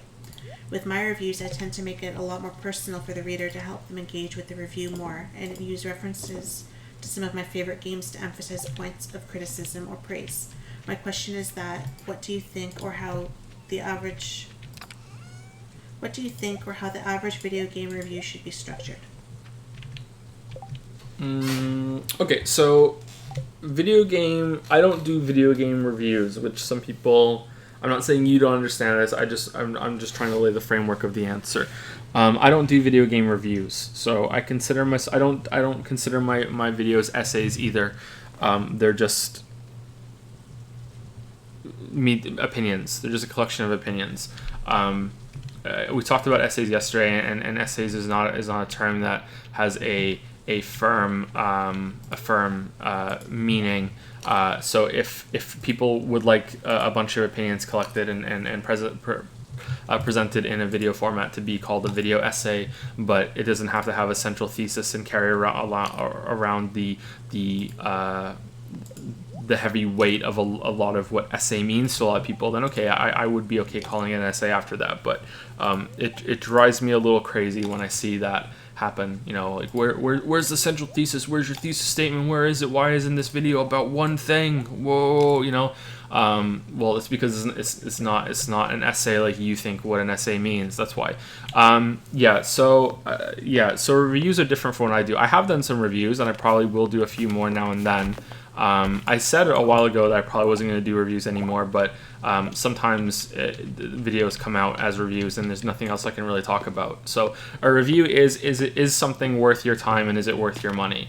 Again, review, like essays though, are not a fixed term, and something like what Roger Ebert used to do, which is the only big film critic that I really know outside of some of them on YouTube, could be seen as more of closer to a critique rather than just a straight review. So there's always going to be things that bleed together, and as with all the wonderful things about being a human, we can be okay with that, and we can understand that there aren't going to be hard to find rules around this sort of thing. So the structure of a review should always aim to answer those questions, though, IMO. Is it worth your time? Is it worth your money? In the case of video games, because if you're reviewing a toaster, everyone knows what a toaster does. You don't have to say, this is something that you put bread into, and it makes the bread hot and dry, and then it's crispy, and you get to eat it. Everyone, you can pretty rest assured that people know what a toaster is. They just want to know, does it do its job effectively? Is it worth the money? That sort of thing. Unfortunately, video games are not toasters, or fortunately, they're not toasters. So, and every game is different. Even sequels, we don't even have to break apart genres. Same series of games. are going to be different from each other. And you need to explain what it's about, because people, it's not enough to say, hey, this is worth your time. You need to establish a baseline of, okay, so how can I explain what goes on in this game in order for people to get an idea of whether or not they will be interested in it, if the quality is high enough to be interested in it. So if a game comes out and the game is so bad, it's unfinished, it doesn't work, it's completely non-functional, then you don't even have to establish a baseline. You don't have to explain what the game is about, because you can just say, even if you are interested, say it's a really bad racing game, even if you are interested in racing games, you don't need to get this one because it's just so shitty that I can't recommend it. It keeps crashing, it doesn't work, that sort of thing. But aside from those extreme examples, yeah, you need to say, okay, how's the game play? What do you do? How does it control? And so on and so on and so on. And then you establish that, and then you go on to talk about the quality. Or you can do the quality first and then establish it. It can be a fluid kind of process. I think that reviews that come out today are okay. You know, I don't know. I don't follow them enough, and I'm speaking out of ignorance, and I'm always hesitant to do that. So I will add a disclaimer for what I'm about to say with, I don't really read a lot of reviews, so maybe it's different now. But in my experience, a lot of people that were writing reviews back when I were reading reviews didn't play a lot of games. And that's okay. You don't have to be absolutely fantastic at a game in order to review it, but you do need to be good enough to understand what they are about, and you also need to be good enough to finish the game. If you can't finish the game, or you don't finish the game, you can't review it, IMO. Unless something big stopped you from finishing the game, and in that case your review should be, well, the game isn't finished, it's broken. I firmly believe that you shouldn't review something without finishing it first. Most reviews that I read back then, it was pretty fucking clear that unless the game was really short, that these reviewers were not finishing the game. That's what the Cuphead video is about. It's not about what happened to the guy who went to the conference and didn't do a very good preview. It's about reviews, that you can't review something without understanding it. If you it sounds so stupid because it's obvious, right?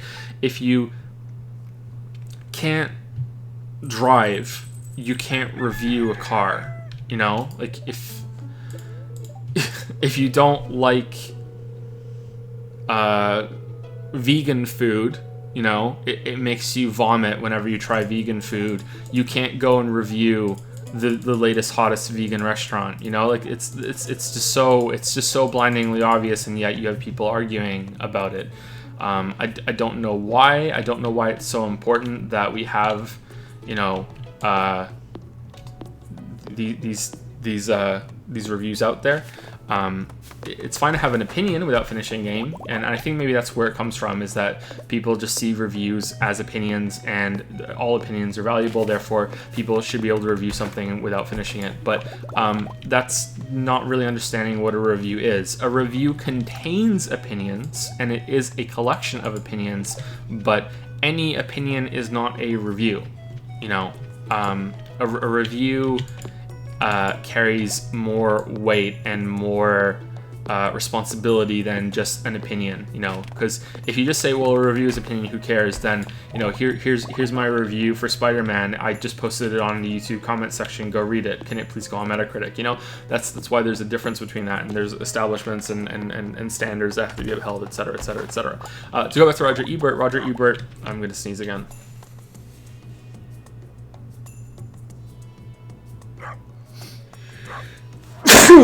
Sorry. Roger Ebert once, I think he reviewed at least one movie without finishing it. He walked out halfway through. I think he went on to say in this article that I read that was written by him, that he reviewed 3 or 4 movies in his life, without finishing them. And in the latest one, he walked out halfway through, and he went back and he finished it later after writing his review. And he said that it's a bad policy, and he apologized and said he will no longer ever review something without finishing it, because it's important to get to the end. It's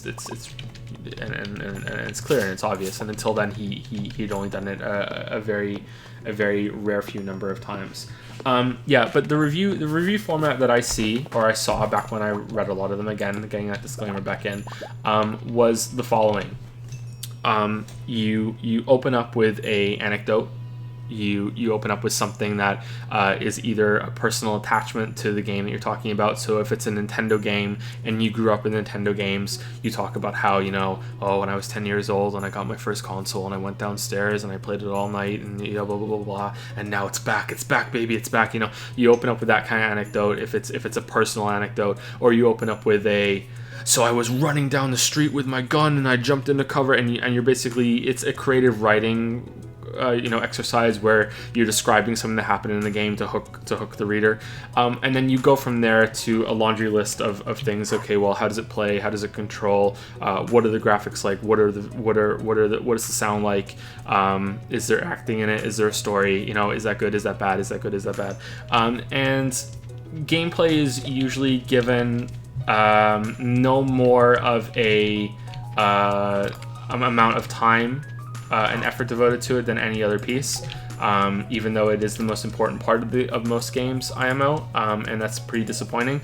But we can end with addressing part of your question, which is that you're seeing a lot of the same phrases said over and over and over again. I don't know if you follow me on Twitter, but I recently did a big Twitter chain about this, and in response to the plagiarism accusation about the IGN reviewer for Dead Cells. I said this on Twitter, and I said it on Discord, and I should say it on stream. IGN is in no way at fault for what happened there. Absolutely not. At least that's what I thought until it started coming out that he had done this many other times before. But the fact that it took digging to find that makes me think that, again, it's not really IGN's fault. IGN cannot be, and the editors of IGN, I've argued, like literally one-on-one argued with one of the lead editors at IGN, and I do not like them very much, but I am still saying this because it's true and it's important, even if you don't like a person professionally or an establishment, that doesn't make you bias against the truth. And the truth is that they can't watch every YouTube video. There's no way, most YouTubers don't publish their scripts online, so you can't even do a Google search to check the phrases that are going on in it.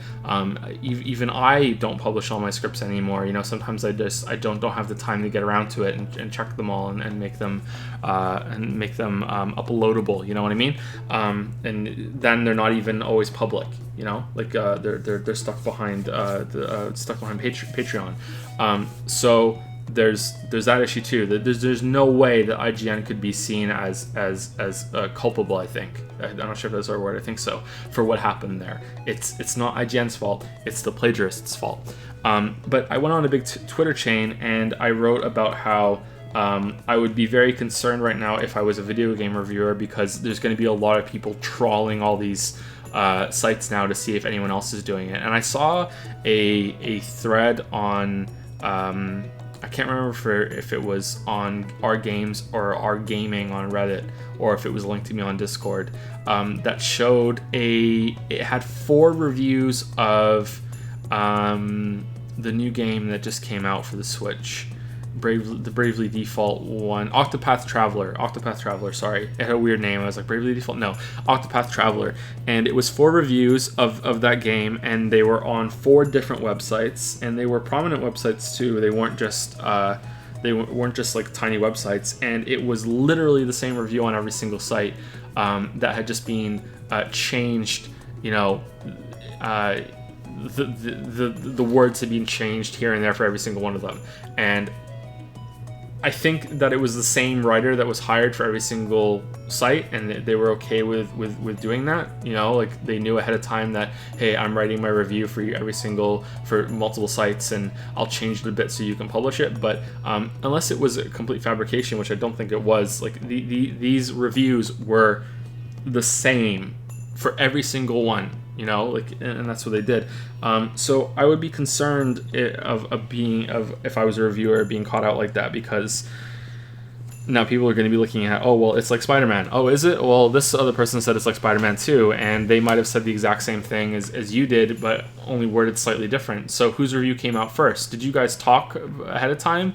You know, did you copy someone before the review was published? Did you wait until the review was published and then you read it all and then you copied it again afterward? Like, because, you know, all you reviewers, you know, all said it's like Spider-Man, and then you go on to say how the web swing makes you feel like Spider-Man. Oh, okay, well, that's the same thing that 5 other reviewers said. Are you just all copying each other? Because the real problem is not that reviewers are copying from each other. It's that most reviewers don't know how to discuss gameplay, because gameplay is quite difficult.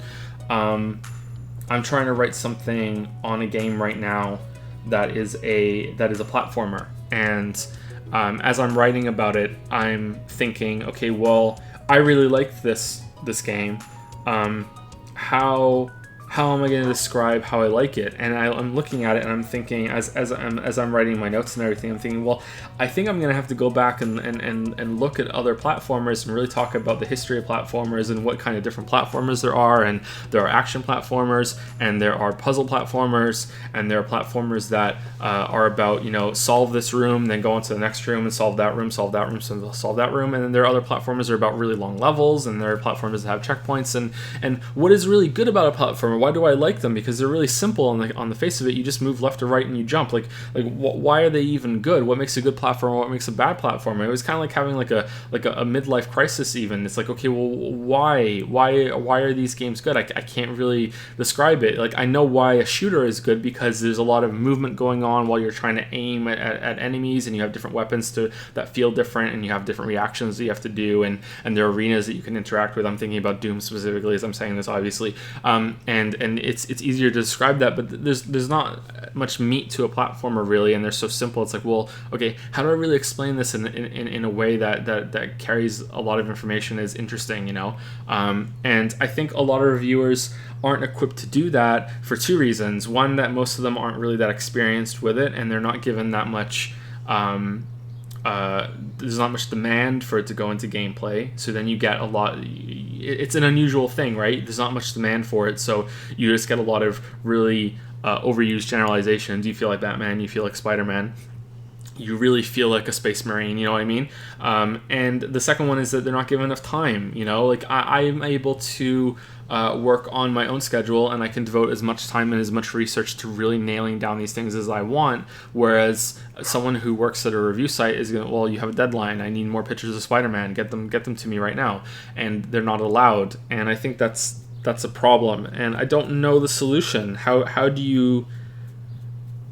Is there a course that needs to be made, and people who want to be game reviewers have to go take it and really learn how to talk about gameplay? I don't know. I have no idea, but I definitely do think it's a problem. There have been some good reviews. If I remember correctly, the IGN review of Neo was really good, because there was someone who really understood how the gameplay worked in that and was able to talk about gameplay for quite a bit. I think so. But if I remember correctly, I read that review before I played the game, because I was convinced it was going to be not very good. I didn't have high hopes for Neo. I can't remember. My memory's pretty bad. Sorry. And that was before Leo was born. So we're going, you know, a lot of sleepless nights back now. But yeah, that's what I think. That was a really rambly answer. Sometimes I don't have much to say, and other times I just fucking get going, huh? Spinning top and make me go.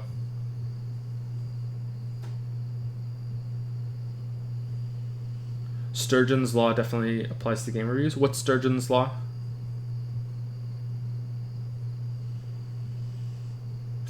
Game reviews are a race to get the review up as soon as possible. Yeah, there's that too. Yeah. Yep. It's a rat race, yeah, for sure.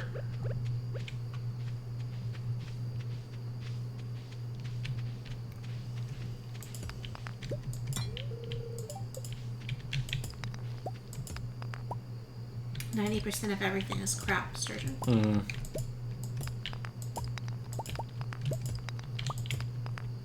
Including Sturgeon himself.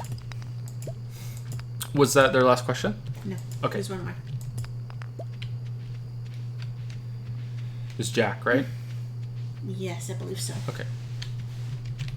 I recently started university for a Bachelor of Mass Communications, Journalism, Marketing, PR. And have found the workload to be full on and in some parts of my week hard to cope with. I have watched previous Q&As regarding your experience with university or college, Lily's as well, and was wondering if either of you have tips or just general advice when it comes to study and how to manage time. Doesn't have to be related. It says how you studied. Okay. And your university experience. It can also be video production process and of course writing. Just wanted to end off and say both of you are an inspiration and just one of the many reasons I got off my arse and enrolled and started university. Really? Oh, wow. I hope it goes well for you. Both of your work ethic and discussions around various topics are always a pleasure to listen to and take notes from. Thank you for all your hard work, and I am sure the God of War video is great, probably out by the time you guys read this in the Q&A. Side note, not sure if you heard, but one of the writers from Kotaku, yep. recently mentioned your Hollow Knight video on one of their podcasts. That was very nice of you. Thank you very much. Thank you so much. Thank you. That was a nice comment. I'm glad we can do something helpful. So time management. I don't have a healthy outlook for time management. I tend to commit way too hard to things, and I lose myself. Sort of like I just lost myself to answering your previous question. Just time gets away from me, and I just go hard into something, and I'm gone. It's actually a really big problem for me. I get really stuck in my head, and as I'm getting older, it's getting worse, where I feel very disorientated, and I forget like who I am even. I forget where I am. I forget what's going on, and I have to come back to reality a little bit, and I have to refocus myself. And maybe that's something to do with a lack of sleep as well, but I'm not sure if that's the only thing. But maybe some people in chat will be like, oh, you're crazy, or oh no, that happens to me too, I have no idea. But I definitely lose myself. I get really deep in thought about things. Not that the thoughts are any like, oh my god, they're such great thoughts, but yeah, I really lose myself to that sort of thing. So I don't think I'm a good person to answer this, unless you just want to go hard on something. Just dive right in, and yeah, we're just gonna get it done. But is there anything you can say? I'm easily overwhelmed when it comes to stuff like that, and so for me, I try to make it as easy on myself as I possibly can. And for me, that's with lists. I'm a big list person. And what I would do when I was in university is I would make a list of where I had to be every day. Obviously, like I had an agenda, and then I had a book also of lists, which was just all the reading I had to do, all the assignments I had to do, if I had an essay coming up, or when I was in nursing, if I had clinical, what time I had to be at clinical, and what I was learning, if it was injections or catheters or whatever we were working on, that week. And I would kind of schedule everything in so that it was all there on the list, and then I would break it into the smallest possible components. So if I had to do an essay, for example, I would have on there whatever book for English I was reading at the time, and make notes from that, and research whatever quote or whatever supporting document I had to have to support my thesis and my essay. And I would eventually just break it down into reading the book, getting the evidence, drafting it, rough draft, editing, that sort of thing, until I was finally at the end. So one essay might be broken down into like 8 steps, and then I would cross them off as I went, and I would feel really productive and accomplished because, hey, look at me, I'm getting so much done. Whereas for me, I was less overwhelmed because I felt like I was making a lot of progress, Meanwhile, I was just going through my list, right? I wasn't getting as much done as you would think I was getting done, but the stuff that needed to get done was getting done, if that makes sense. So I still do that. I make a list every morning of what I want to get done. I make it on the computer now, and then I bold and italicize and color it when it's done so it looks pretty. And it's like, look what I did, right? But as my list gets more colorful, I feel like, wow, I did shit today. And so there's that. There's also time management, which I'm still working on. You lose a lot of time to just going online and clicking on things. Yeah. And I'm bad for that. I'll go and do something, and then I'll just go on for a few minutes, and then I'll be on there for 20 minutes or even longer than that. I'll get caught up into something else, and I'll have trouble kind of motivating myself to get up and get going again. So I'll get kind of lazy. I won't want to get up then once I've sat down. So I kind of play little games with myself. I'm going to go into the kitchen and I'm going to pick up 20 things and put them away. Or, I'm going to unload the dishwasher I'm going to take 20 dishes out and put them away. And usually once I get going, then I'll just finish it because I'm already there doing it. So there's no point. But I kind of trick myself into doing it so that I'm not again, oh shit, I have to go and clean the whole room from top to bottom and wash the floor and do all this. Instead, I'll break it down and I'm just going to do the counters, or I'm just going to, I'm going to sweep the floor. I don't have to wash it. And then once I've swept it, then I'll feel like, well, I'm here, I might as well wash it. So I play little games like that so that I don't, let's just say fuck it, basically. I don't want to do it. So I do that with writing too. I'll say I'm just going to go on and I'm going to write a paragraph. And then once I get into the paragraph, I'll typically write another paragraph. And pretty much by then, it's either going well or it's not. And if it's not going well, I won't force it. But most of the time, like 8 out of 10 times, I will just carry on. And if the kids aren't bothering me and I can actually do it, then I will press on and write the scene. And I'll always try to end the scene and then write the next line or two of the following scene so that I have a starting point. Or I'll leave myself a little note about what the scene is going to be about. A starting point? Starting point. Typically when I plan out a chapter, I have notes on what the chapter's about, and I have a little blurb basically of what's going to happen in each scene, from whose perspective it's going to be, and what I want to accomplish from it. Just like a little one-liner so I know what I'm talking about. And I'll try to get like 1 or 2 sentences into the story, into that part of the scene, so that I know where I left off. And often that will motivate me that I'll want to continue too. So when I come back and look at it, it's easier to pick up from where you left off, and you're kind of already invested in it a little bit. So once you've got 2-3 sentences down, right, you might as well just write another paragraph. So again, I kind of tricked myself again into doing more than I had planned to do by kind of leaving little breadcrumbs for myself. You can set alarms. I've had people tell me they do that. They set an alarm and say, I'm going to do this for 20 minutes or 30 minutes, and then, if you're invested in it, then great, but if not, then you don't have to. You've done enough. And it's pretty much just finding something that works for you. That if you get overwhelmed though and you're all stressed out over it, not only are you not going to want to do it, you're not going to do it very well. And it's going to kind of be like pulling teeth, for the whole thing. And you don't want to do that. Especially if you're going to do it, try to do it well, right? Like don't half-ass it. So try and find a way that works for you. It's not easy, and it depends, something I said might be useful or none of it might be useful, right? Like just because it works for me doesn't mean it's going to work for you. One thing I can add to about time management, when you said about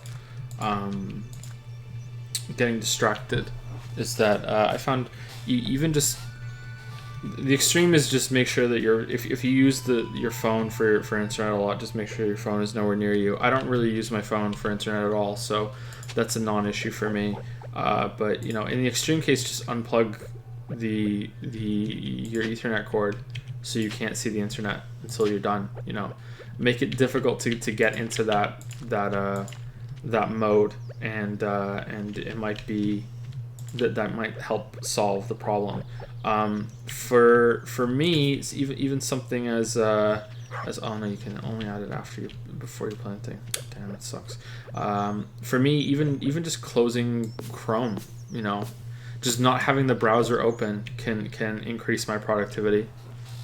Just making it so my bookmarks are already open. So if I want to check all my stats and everything, or check Twitter, I have to open Chrome, let it load for just even a second, then open all my tabs again, go through the, just that alone is enough for me to be like, yeah, you know what, I'll do a little bit more work before I go through the trouble of that. Like that's it's sad, but it's true. Yeah. And I work better with music in the background, so I have music on all day long.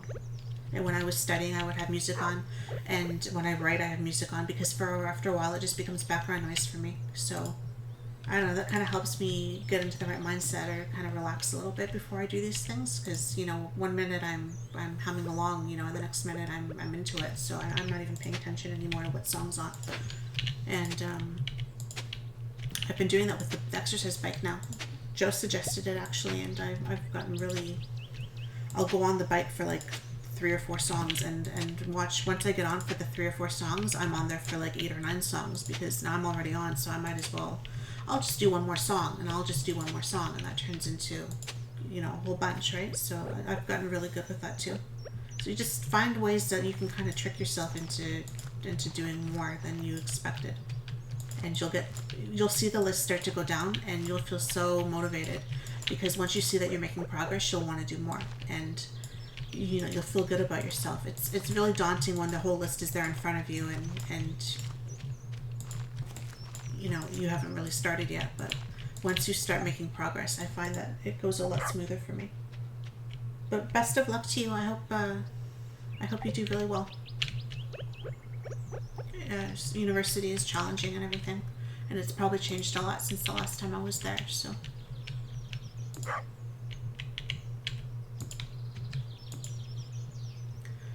Hope that helps. Yeah. Sorry, there's nothing else we can say.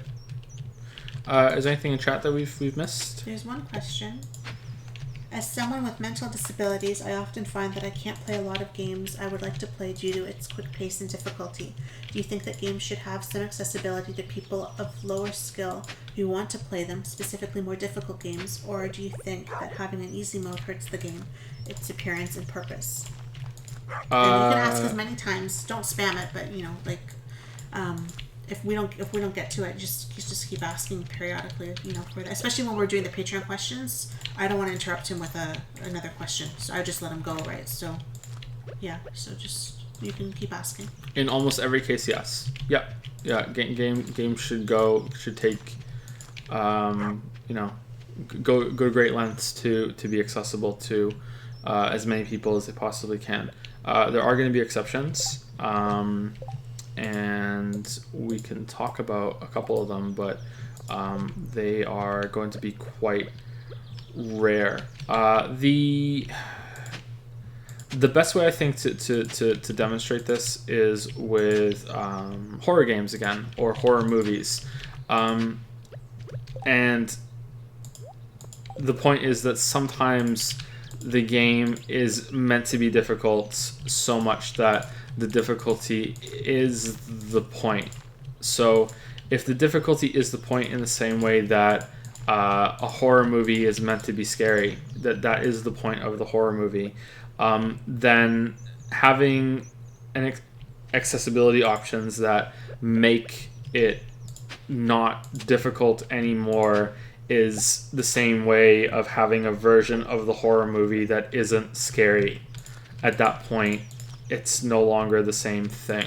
And that's the only time that I think that you could argue against it. But those games are few and far between that are really just all about difficulty. And I don't think that they're going to be common enough to really matter. But still, it's worth mentioning. Yeah. Yeah, I'm all for accessibility options for sure. I wish that more games had more difficulty modes, not just to make things easier, but also to make things harder. Yeah, absolutely. Someone asked, paraphrasing, I lost it. Someone asked about how do you know when to end a chapter in a book. I'm assuming. In a book. For me, a chapter's. I usually tell my stories from multiple characters' point of views. So for me, I'll have anywhere from 5 to 9 different characters. Not everybody speaks in every chapter, but they'll kind of take turns telling the story, and one will leave off, and sometimes they'll be in the next scene even. I'll have 2 people having a conversation, and one will end off and the other one will just continue on. So there's that kind of thing that I do, but for the most part I just see it as if they cover a certain topic in everyone's part of the story. So everyone is doing something, right, while the story is going on.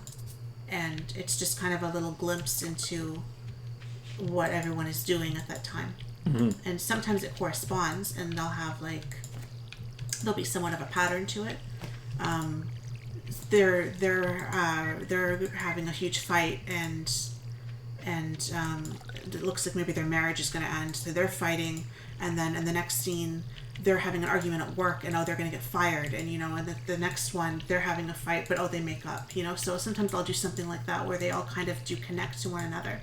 Other times they'll have nothing to do with one another, and it's just all about moving the story forward. But when I've kind of finished that thought process, or that when they've all kind of taken a step forward in the story, usually is when I end it. So my chapter's just comprised of a bunch of scenes. Your books have thoughts? Yes, lots of thoughts sometimes. Lots of thoughts. Wow. Depending on what the book is about, it can be very thought heavy. Even thoughtful? You're thoughtful too. You could even say that my stories are well thought out. Damn. Ralph Clugs, are you still here? Did you hear me? Some of my books are the same. I will go from one character to another between chapters.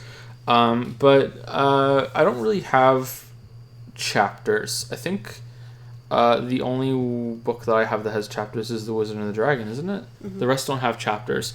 They have scene breaks. Scene breaks, yeah. And there are parts. This is part 1, this is part 2, and they're longer. But I've seen breaks that are kind of like chapters. And they're usually anywhere between 2,500 and 6,000 words is usually where they are. I'm sorry to give you this vague, shitty writer answer, but I just know. I get to a point where I'm like, oh, okay, yeah, this is a good ending point. Time to move on to a different character or a different scene. The point of this section is over.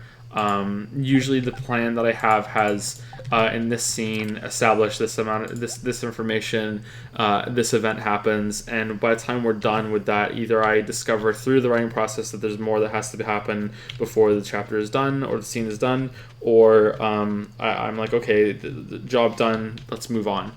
You just kind of feel it. But yeah, there's no hard or fast rules. There was a book that you were reading once. I don't know why you were reading it. You lost the bet, I guess, or something. And it was every single chapter was only a page long. Do you remember that book? It was a thriller. Was it a Grissom book? Oh yeah. And I think someone left it at work, and someone said, "Oh, that's a good writer." Yeah. And it was either Grissom or it was James Patterson or something. Yeah, and it had like 120 chapters in the book, and I'm not exaggerating. Every chapter was only 1 page long, and it was written from the scene of like it was scenes from a movie, and every single scene it would move on to a different chapter, but it would still have the break in the page, and it would go and you'd have to move to the next page. And flip, and then you go to the next one. So yeah, I don't know. It felt like it was written so you could read a couple chapters and feel like you accomplished something in the average bowel movement while you're reading on the shitter. And that's weird too. When I first started writing novels, I would have the different characters telling from their perspective, and I typically had about 5 of them.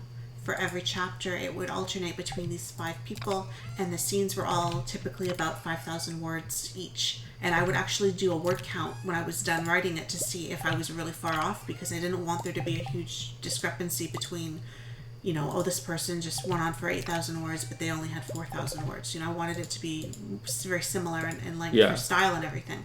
And I found that I was getting to a point where there were actually filler scenes. It was because they needed to say something, and not much was happening with them right now, but it was their turn, and they needed to talk for 5,000 words, so I had to kind of come up with something that they were going to say. And I was really trying to stick to this formula because to me it just kind of made sense. And I found that the last 2 books that I wrote now, I haven't done that at all. My chapters have gotten smaller. There are no more filler ones. If they don't have anything to say, they just don't get their turn anymore, and someone else will do it, or I'll have less people. I'll have longer scenes, and I'll have progress. Yeah, my style's changed now. I don't check the word count anymore now either. If one is way longer than the other one, well, so what? It's a new style, right? There are people who write I've seen scene breaks, within a chapter and stuff, and it's been like a sentence long, or a couple of lines, and they've moved on, and it's the next scene. So if that can fly, right, then why do I need such a rigid system, right? So yeah, I feel like my books are moving a lot smoother now that I stopped having so many rules about it. So that's something to keep in mind too, is if you feel like you're done and there's this kind of like finality to what you just wrote, if you can end there and end on a strong note and have a little bit of punch to it, then move on. Don't keep going because you feel like you need to, or to fill some hole, or just kind of end on a lesser note. Then try to go out strong if you can, and then you can start strong in your next. Because when you read a book, right, that's what you want. You want it to end, and you want to feel like you want to move on to the next chapter, right? That's how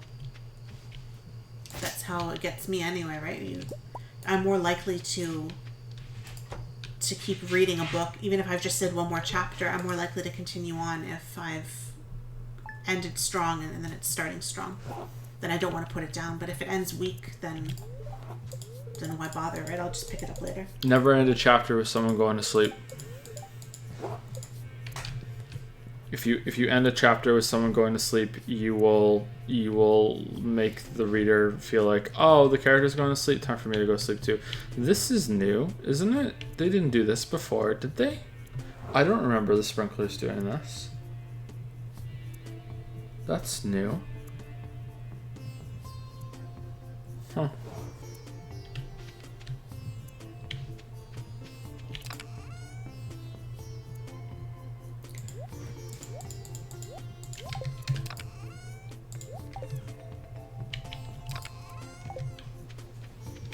Interesting.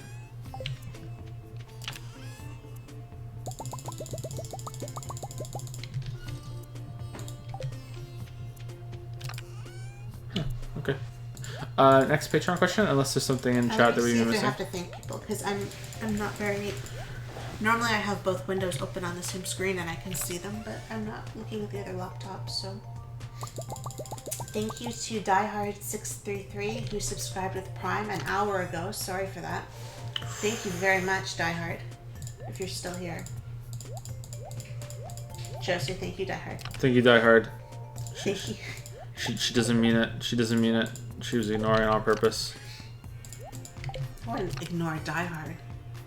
Don't believe her lies. You haven't even seen Die Hard. I've seen one of them, I think.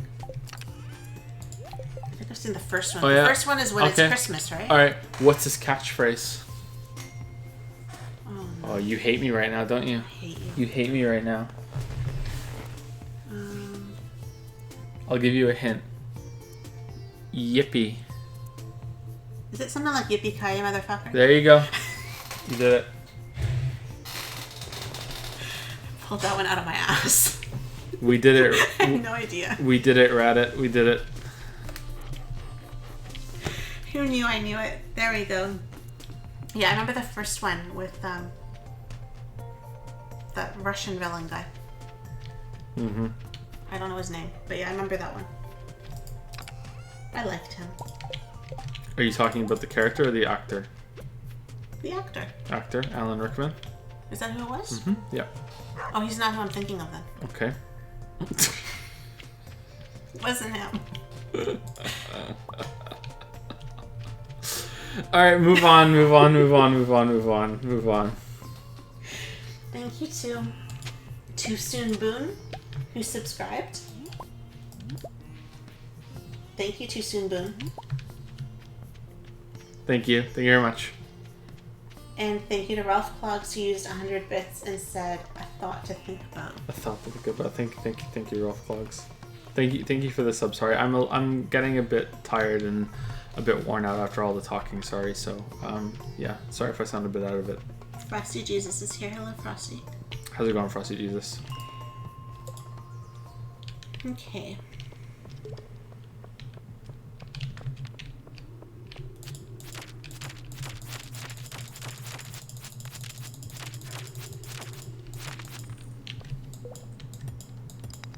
Oh, the fridge just turned back on again.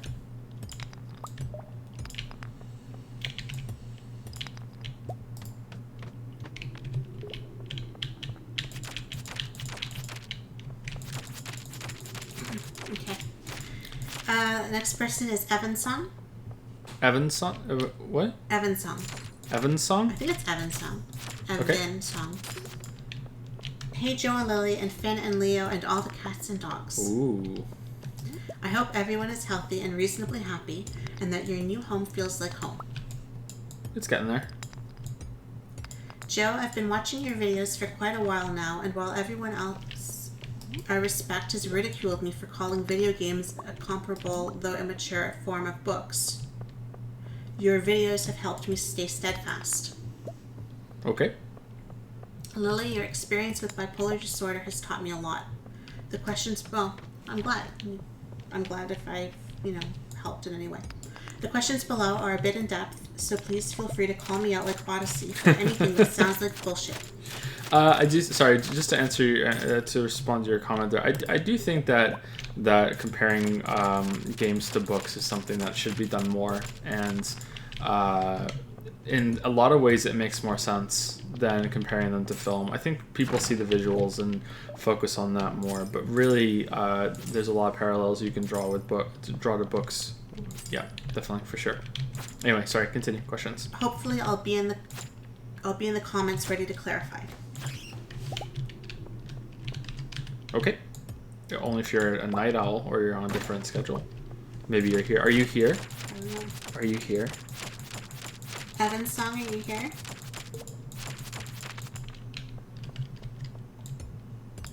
Anyway, continue. He's here.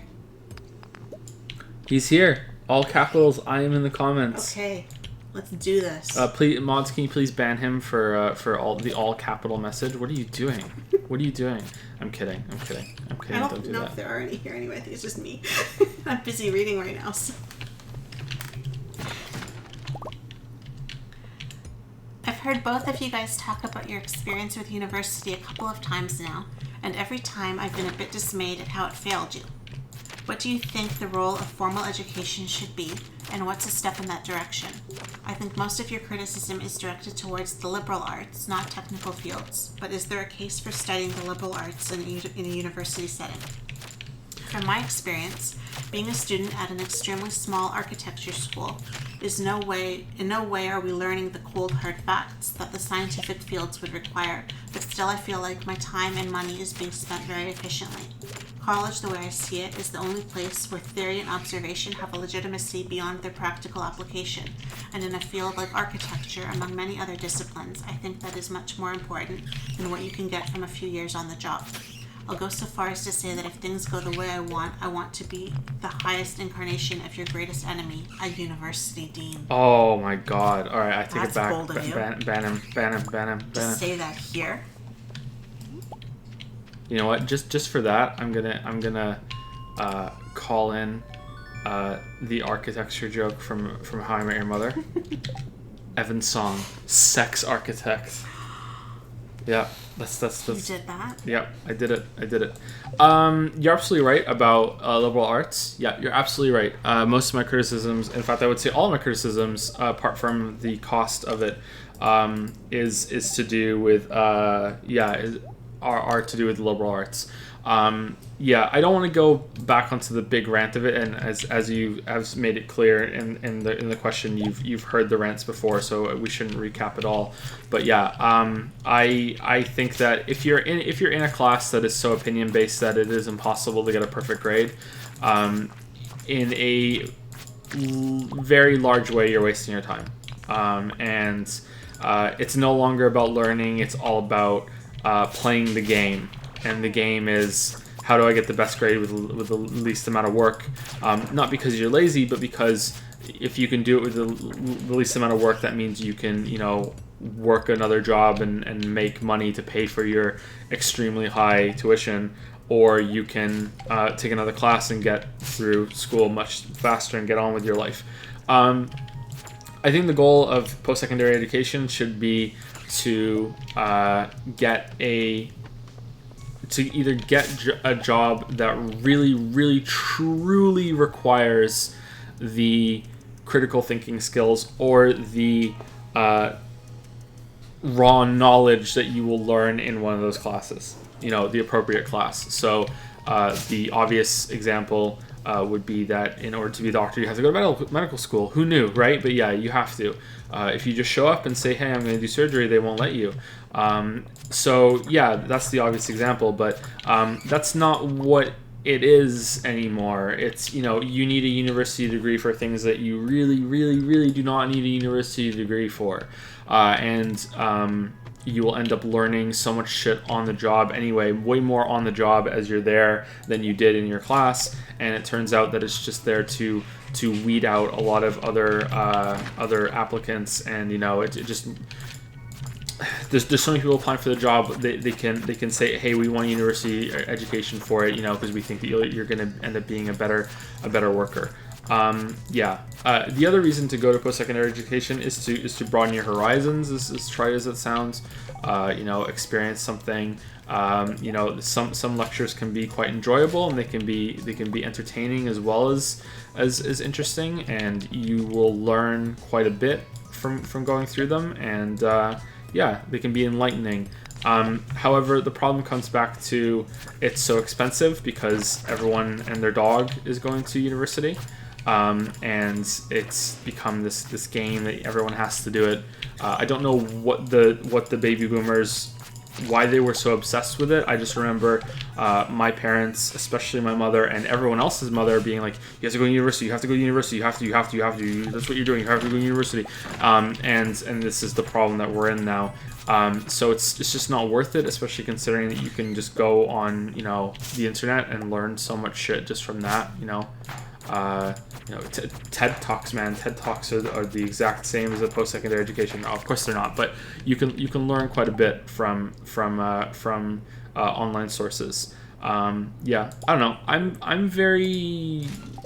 not the person to talk to about this, as you know. I'm very biased, and you are right when you say it failed me, and maybe it's gotten better since I was in university. But the liberal arts part of it was a huge gain. But I wasn't supposed to go for liberal arts. I was supposed to go for science. And before we moved to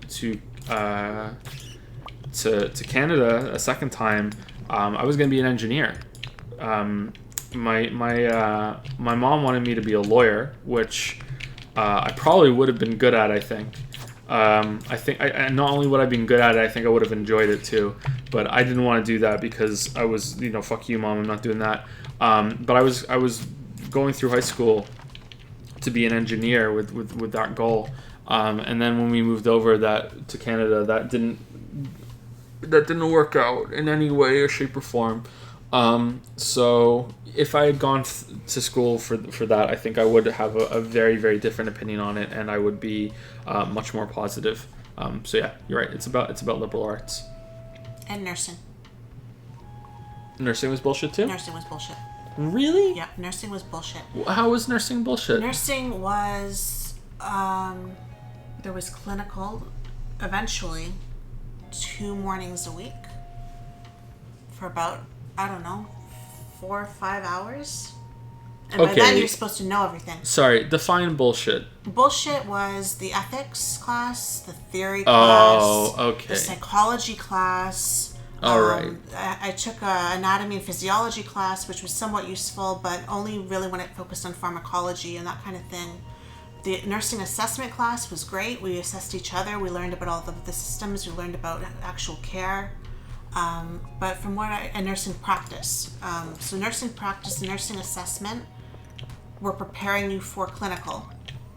And that's when you would do blood pressure, and we would inject oranges, and we would learn the math that was required to dose, your medications and How stuff did like you that. get them in the syringes? What? How did you get the You oranges? have to inject the peel, and if you How did you punctured get past them the into peel, the syringes? you didn't put them in. You injected into yeah, we're gonna oranges. inject each other. Oh, We okay. injected the oranges. Sorry, I went somewhere else. And that kind of thing. And then clinical, you were applying what you had learned about charting and everything, and examining, and basic floor care, bathing and bedpans and all that fun glamorous stuff. And also, if there was something that arose on the floor, like there was someone needed a catheter put in one day, so we got to all see this poor person get a catheter. And so we would learn, because you can't really learn that from a book, and you couldn't practice that on each other, of course, right? That would have been a little awkward. So that kind of thing. So out of, I don't know, I took 7 courses each semester, and I think I had one of my York classes from English had carried over as an elective. I didn't have to take every nursing course because some of them were transferred. So I believe I was supposed to be taking 8 courses each semester, and I was only taking 7. And of those 7, only 2 were practical, hands-on kind of courses that I was actually going to use as a nurse. And the other 5 were just kind of background theory, learning about cultural, things, and Nursing throughout culture. yeah, there was all Didn't you tell me there was a class that they in one of the lectures they spoke about how nursing is fetishized in some culture? I remember you telling me about that. So yeah, there was we talked a lot about how to deal with people, different customs and stuff like that, and if we have to work with translators, and there was one on nursing research, how to do research if you wanted to do research papers, and there was one on ethics and politics in connection with, in terms of striking and No politics. we're not going to talk about politics. I'm just saying, I'm kidding. Yeah. there was a whole class on it though. I took a whole course on things like should people who smoke get the same care as someone who doesn't smoke, because smoking can cause health problems, and these people, or obesity, or these other, those are really interesting conversations. they to were me. interesting. Yeah. In terms of that they were interesting, but they didn't help me put in a catheter. Okay, and then I was on the floor expected to just know how to do this shit, and it was very much look at the person standing beside you, because half of your group isn't going to be here by the end. And I didn't last. I had other reasons why I didn't last. Yeah, but I didn't last. I was one of the ones they looked at, and I didn't. A lot happened. Yeah. I didn't. 8 courses or 7 courses plus working, full time and moving out and bipolar and all that shit. So yeah, I didn't last, but I thought it was a lot of bullshit. I remember saying to a nurse who'd been a nurse for 30 years, one of my neighbors was a nurse, and I remember she asked me how the program was, and I'm so proud of you that you're taking this. And I said to her, why are more than half of my classes dealing with textbook and essays, and why are we not examining people? Why am I not doing, I'm reading about how to take blood pressure, I'm not doing blood pressure. I actually bought a kit so that I could practice at home. Why am I not cutting into cadavers, right? Yeah, I wanted to get into it. I wanted to be an operating room nurse. So I was the day that we put on scrubs, and we had a little booties and a hairnet and everything, and we had to kind of scrub up. We learned how to scrub and everything. Oh, I was in heaven. That was just so awesome. But there weren't many classes like that. It was a lot of just other shit. So while the liberal arts, I've done both. I've done history, I've done English, and I've done nursing. This is your example of holding contradictory, perspectives, Evans, is that you say all this, but yet you won't watch Hannibal with me because it's gross. So that's not why I won't watch it. I won't not watch it because it's gross. I'm okay with gross. I remember it differently. Okay, you can remember it however you want. Ooh. Doesn't mean it's true. I don't have anything with gross. I get very like, is it going to happen to me?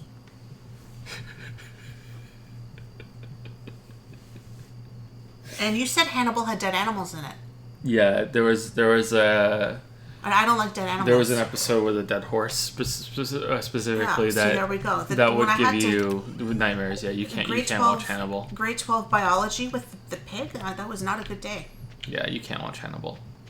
So yeah. Well, no one can watch Hannibal because Hannibal got canceled. So yeah, you're safe.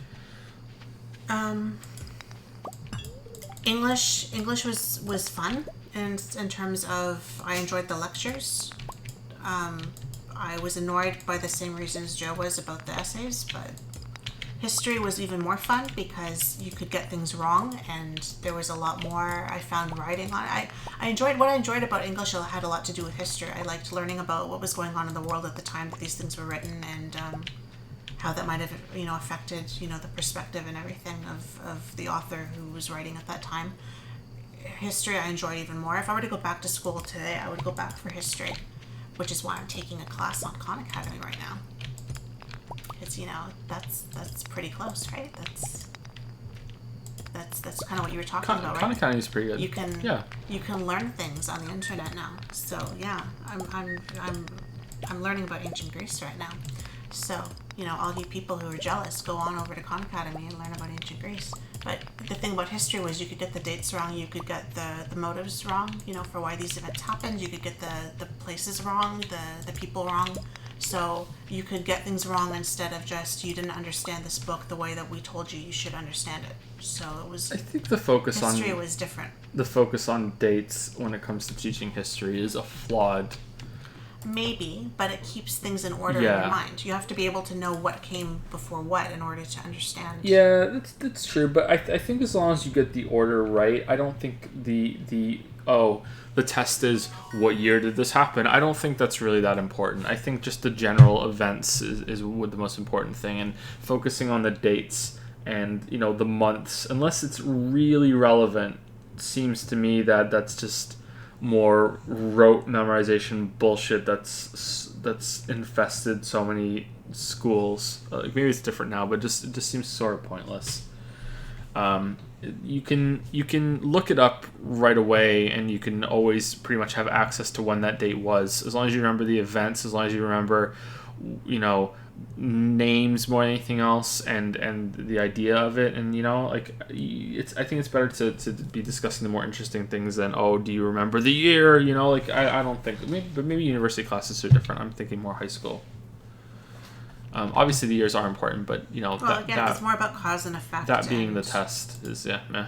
Okay, so mining, Stardew, what's the rank to? Yeah. Is there another question from Evan Song? Joe, you've talked a lot about what the video game medium can achieve, but I wonder what you think is the end goal, or at least a solid contribution of video games.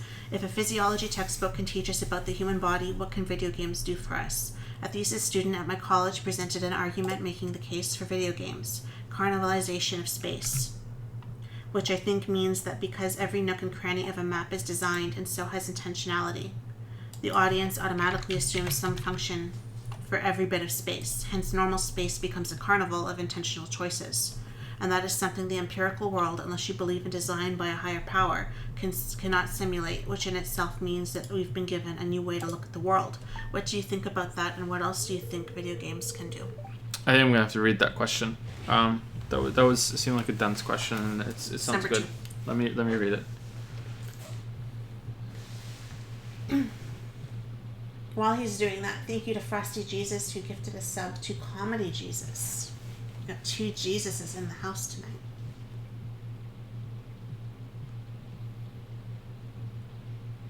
Carnivalization of space. I really like that.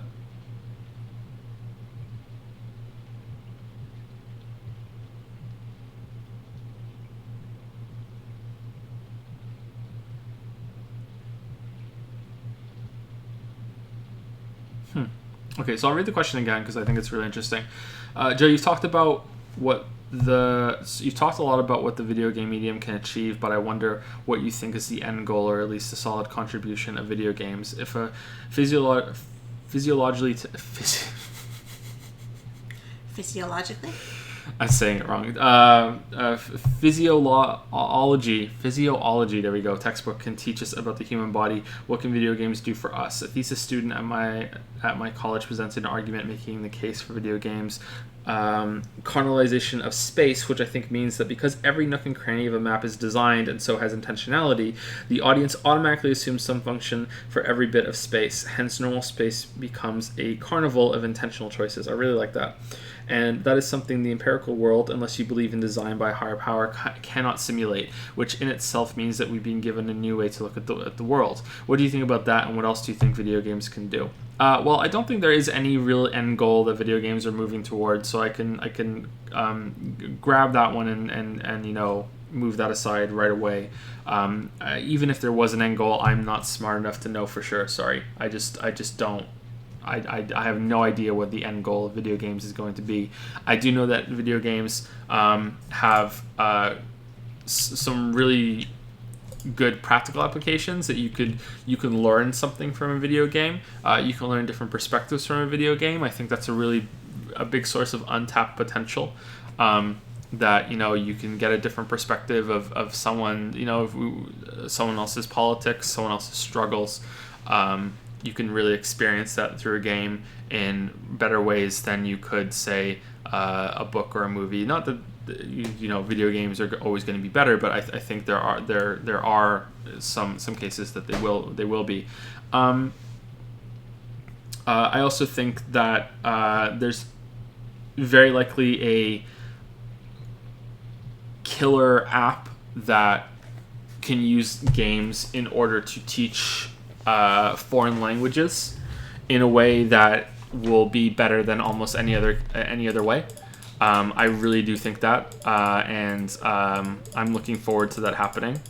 I think that the educational potential of video games are woefully underutilized, and I think that that's going to be really interesting to see that be expanded on going forward.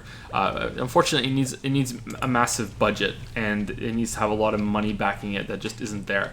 And a lot of the educational games that we've seen have been really shit. So, yeah, but that's just me theorizing and kind of talking out of my ass. I could be, and I probably am completely wrong, but that's my shot in the dark, and I think that's going to happen at some point.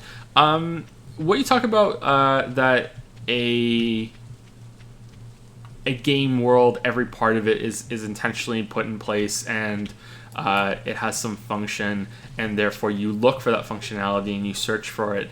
That's really interesting, but it's also something that is linked to how you play a game being so... It's a mix of close to reality, but not really at reality at the same time, that I think can lead to some people going a bit crazy.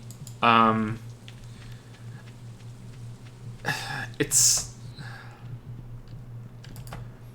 In the same way that when I've played a game and I have jumped off a mountain in a game, especially in something like World of Warcraft, I think it happened in Firefly, in Far Cry at some point too, that I've been playing a game and I've jumped off a high place and my stomach has actually lurched in the chair, even though I'm not falling, as like right before impact. Like I can, like the when you're on a roller coaster going down, like it's not that intense, of course, but you feel it, and I think most other people are going to feel that too, unless I'm completely crazy. But yeah, I felt that while I was playing a game, and I think that you can sort of get so wrapped into a game's world and rules, and one of those rules being that every part of it is meaningful, that after you come out of the game, you can start seeing the world in that same way. That part in The Witness is like that too.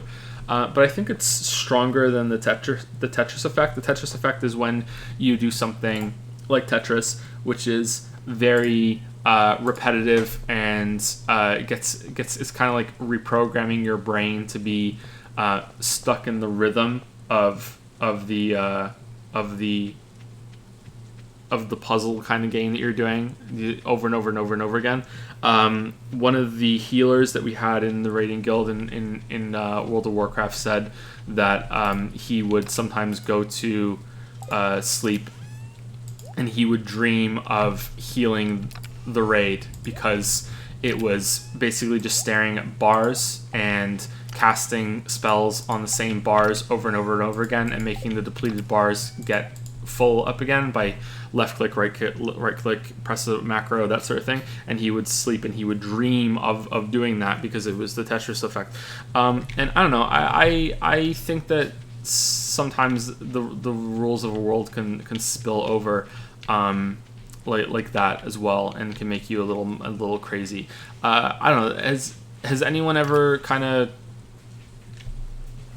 wanted to see if they could Google search something personal about themselves?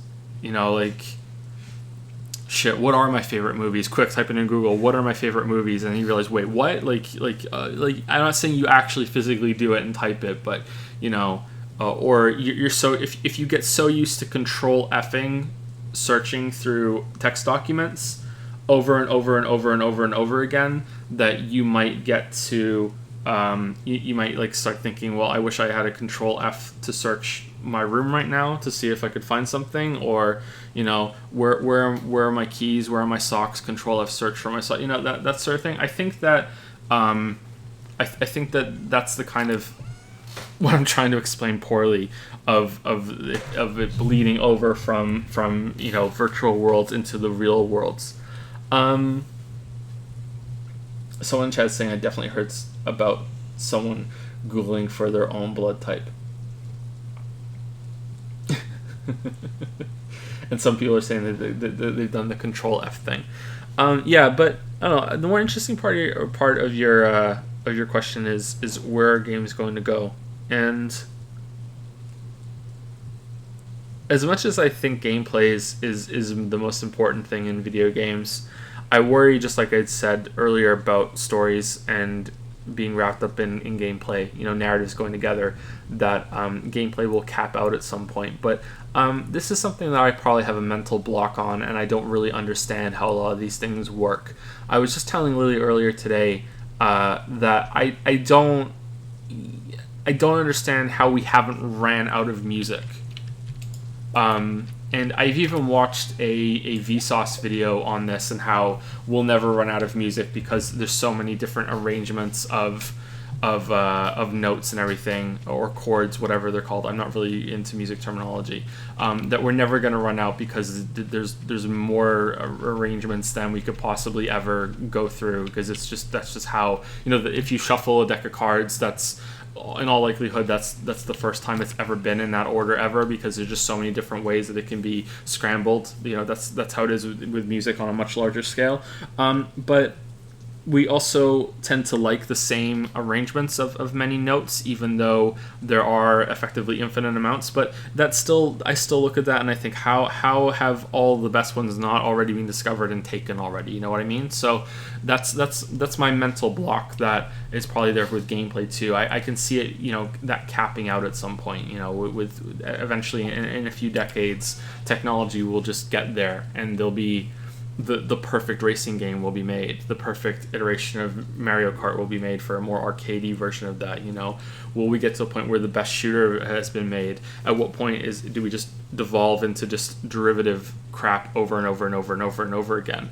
But you can make an argument that maybe books are already there, and there's going to have to be, you know,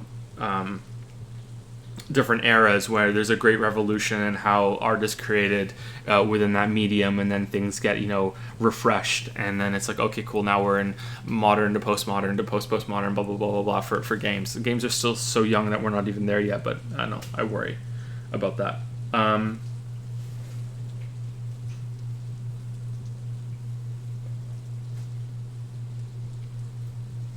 wonder about the implication of that, when that we have so many people growing up with playing games constantly. What long-term effect is that going to have if it's true that things bleed over?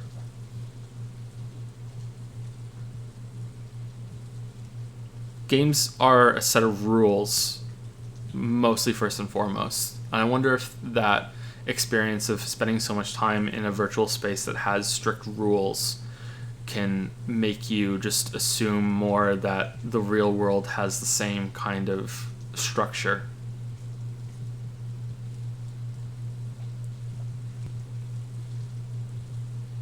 I don't know.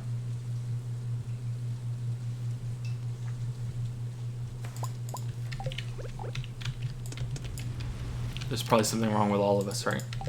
I don't know. I don't think this was a good answer. I'm sorry. I tried. I'm sorry.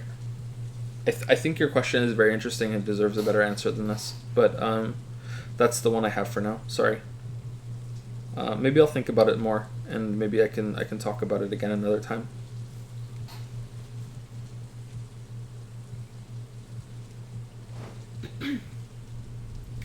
Last one. Joe, you've described your books as genre fiction, if I recall correctly, with an asterisk saying that these books were written to make a living.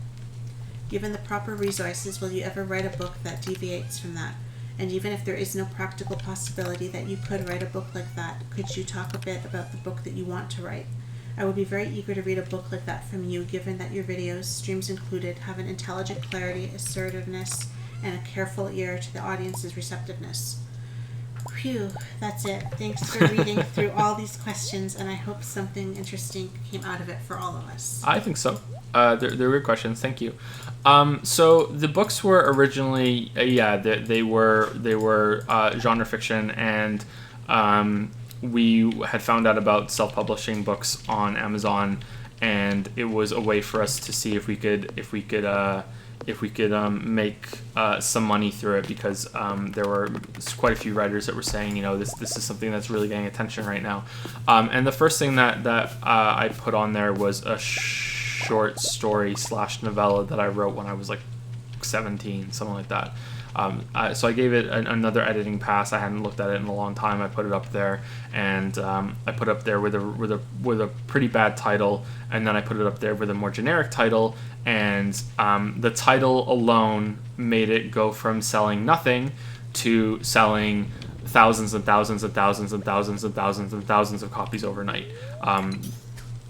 I'm not exaggerating either. The book was a short story / novella. It was only, I think, 14,000 words, and it sold so many copies. It was only $1 to get it, but it was also only $1 the first time too, with the first title.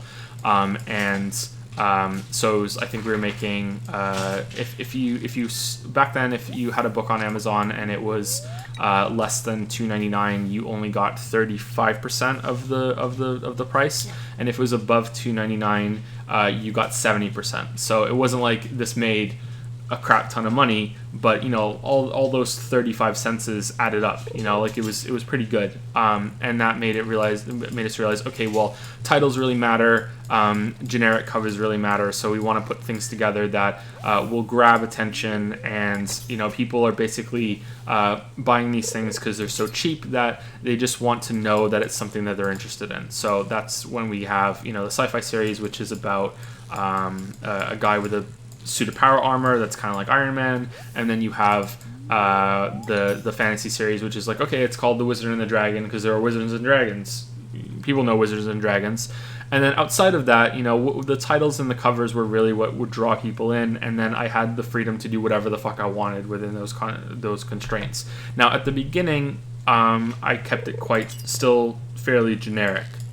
You can see this in the beginning of the stories of Wizard and the Dragon and the Bounty Hunter. The first Bounty Hunter story is called The Bounty Hunter's Revenge, for fuck's sake. It's very generic. And along the way, I think after I finished the first series of Bounty Hunter, so Bounty Hunter Series 1, I started taking them more seriously, and I started putting a lot more effort into them, and I started planning, long-term storylines and things that I could make it to be more artsy, I guess. More not literary is not the right word at all, but we'll go with that for now until I think of a better one.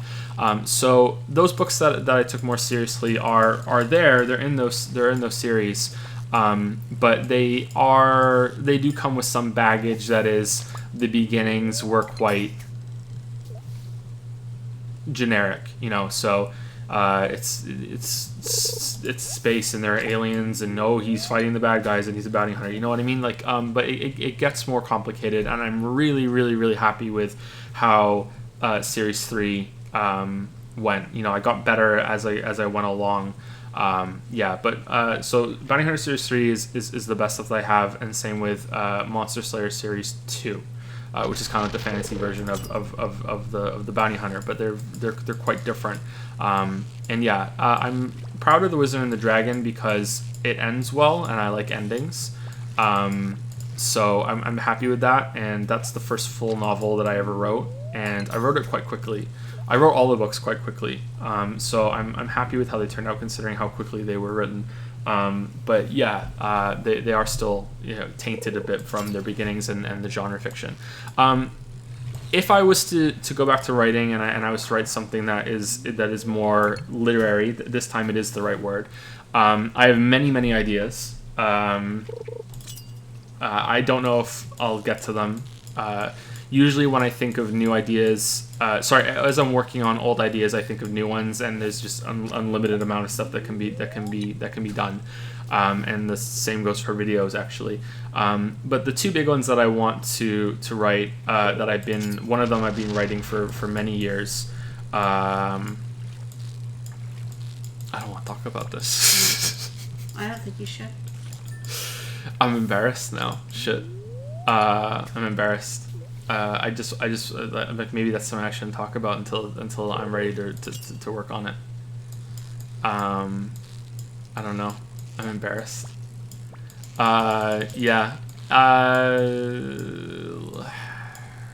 talk about the other one, and I'm okay with talking about the other one. The other one is what I wanted to write after that. I knew I couldn't write this story until I became a father. And when I first got the idea, I wasn't a father, and that was still a few years out. And that was I wanted to write a post-apocalyptic story that was about a disease that swept through the whole entire world and killed anyone that was older than 16. So the only people that are left, maybe it might even be younger than that, it might be 14 or even 12. I'm not sure the exact age, but it's young. So the idea is to follow as young of a protagonist that I could possibly get while it's still being realistic, which is why I figured I had to be a father and have like a lot of experience with my own child before so I could get this age right of when what is the absolute youngest that a kid could just wake up one day with a boom, every adult is gone, and not die within 24 hours, and that's what and that's what I want to write with that, It's probably been done before, but yeah, I find that interesting, and I'd like to do that. There's some other fun kind of ideas I would like to do that I would like to take them more seriously. I always thought that it would be really cool to do a story that is a very, very, very serious character drama, and with absolutely no foreshadowing whatsoever, like no warnings, no hints that this is going to happen. Halfway through the book, a zombie apocalypse breaks out, and the characters have to deal with that. Because in every single zombie story, they're coming. You're sitting there waiting for it.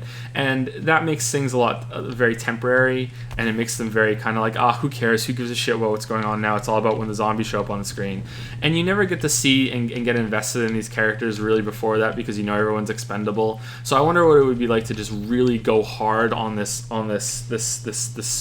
story, and like a family and multiple characters and everything, and then just boom, the zombies show up halfway through, and you're like, wait, what? That's what I would like to do. That would be a fun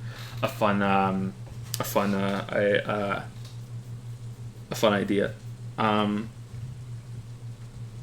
sorry that I teased you with the other thing. I didn't mean to. I just I was willing to get into it because there are a lot of stories that I want to that I want to talk about, and I really want to write them. But that one's too personal to me, and it's I don't want to talk about that unless I'm actually going to be working on it. So I'm sorry.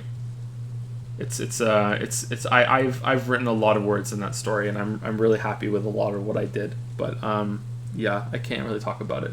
There's another big story that's kind of close to the genre fiction, but I would take it more seriously, and I would try to make it have much more a stronger foundation in the beginning, which is about an alternative version of Earth where there actually are like all there are ghosts, there are vampires, there are werewolves, there are gods, there are all these other things. But it would be urban fantasy, but it's still kind of very close to what our world is like, and the beginning of the world kind of becoming a much more interesting place would be the invention of the camera phone. Because I always said that there can't be any ghosts, there can't be any monsters, there can't be any skinwalkers or anything like that. Because if there were, the invention of the camera phone would have revealed that by now. Because we now live in a world where virtually everyone in modern society carries around a digital camera with them, and it's a video camera now too. It's not just a still image. And if there was ever like, there's a ghost, you'd be like, whoosh, taking a picture of it. So that's done, right? So, yeah. So I already have the opening scene in my head, which is that there's an institute that has been trying to keep this this technology suppressed for decades, and they no longer can. And you don't know what it is yet. You don't know what they're talking about, but they're very like doom and gloom. Oh my god, it's finally happening as they're walking through this really dreary like facility, and it's this really intense scene, and then the payoff and the punchline at the end is that yep, here it is, and they turn on the phone and they turn on the TV screen, and it's the new iPhone camera app advertisement, and you're like, wait, what? Why would that be bad? And that's the opening scene of the book and the story, and that would be lead into this big huge gigantic sprawling story of multiple different characters, and it'll probably be in different books and everything. I'm really excited for that one. I would have fun with that.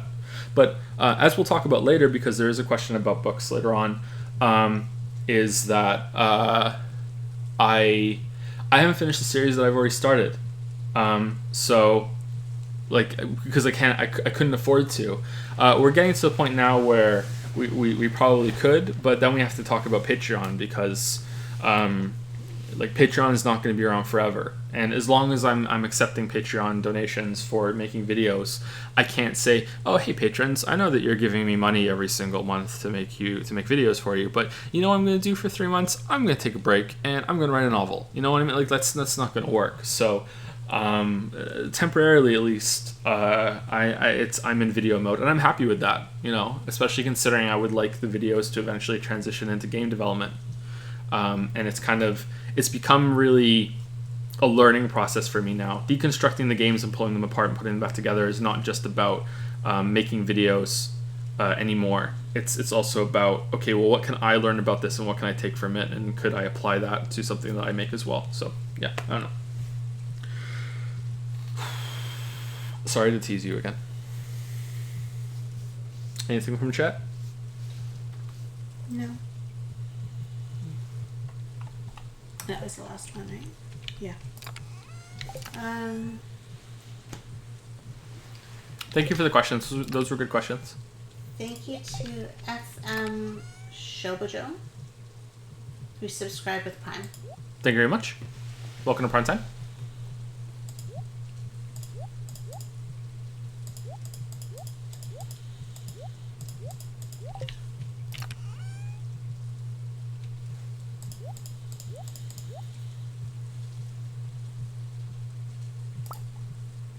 What kind of music do I listen to?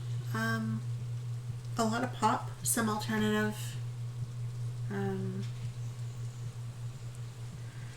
Disco. I don't listen to disco. What if I did, though? Some rock. I don't know. I don't know what kind of music I listen to. Mostly pop. stuff that I can kind of, not that I do, but that I could dance around to if I wanted to. Stuff that has a good beat to it. It's FMS Hobojo. Sorry, thank you, FMS Hobojo. Oh, sorry. I'm not very good at this. Hey, I only listen to Nickelback when I'm in a 90s loving mood, okay? There is a time and a place for Nickelback. And it's only the first album. Never miss a blind man. There's a band called Steam Powered Giraffe, or is that something else?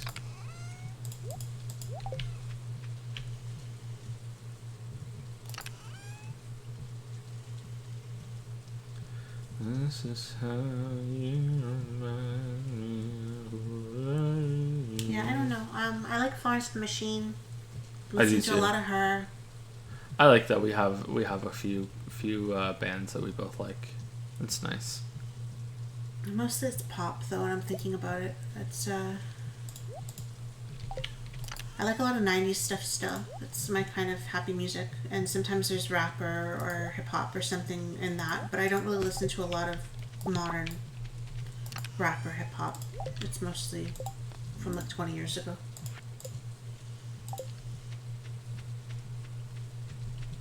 But yeah, I have stuff on throughout the day. Occasionally older stuff from the 80s or the 70s too, but... Lily can just quickly Google what music she likes. Oh, it's too late to go to the museum. My bad. How do you feel about fake tension on TV shows? A lot of crime procedurals show one of the main characters in mortal danger every other episode, when you very clearly know that they're not going to die. Yeah, that's it's really bad, isn't it? That's what I was kind of speaking about in the God of War video, with a part that I don't, again, no spoilers, but yeah, that's what I thought, that it pulled it off quite well, that even though that tension of what's going on with that character isn't real, that there's other things going on at the same time that work quite well. But yeah, it is kind of shit, isn't it? I've watched quite a lot of shows like that, and I really like Castle.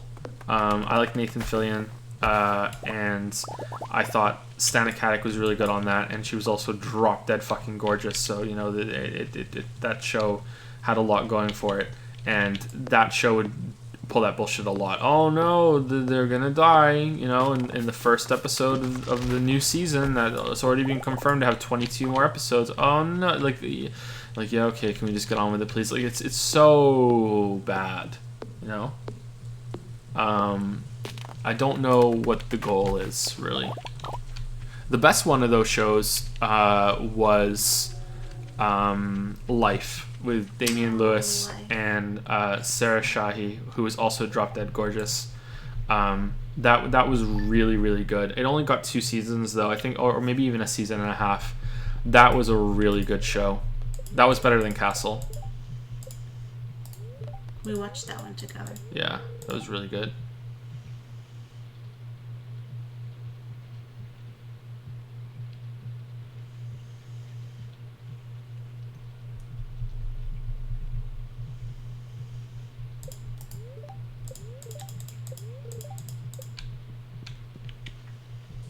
I don't know a solution to the fake tension, though. Do you? Like, what would you do?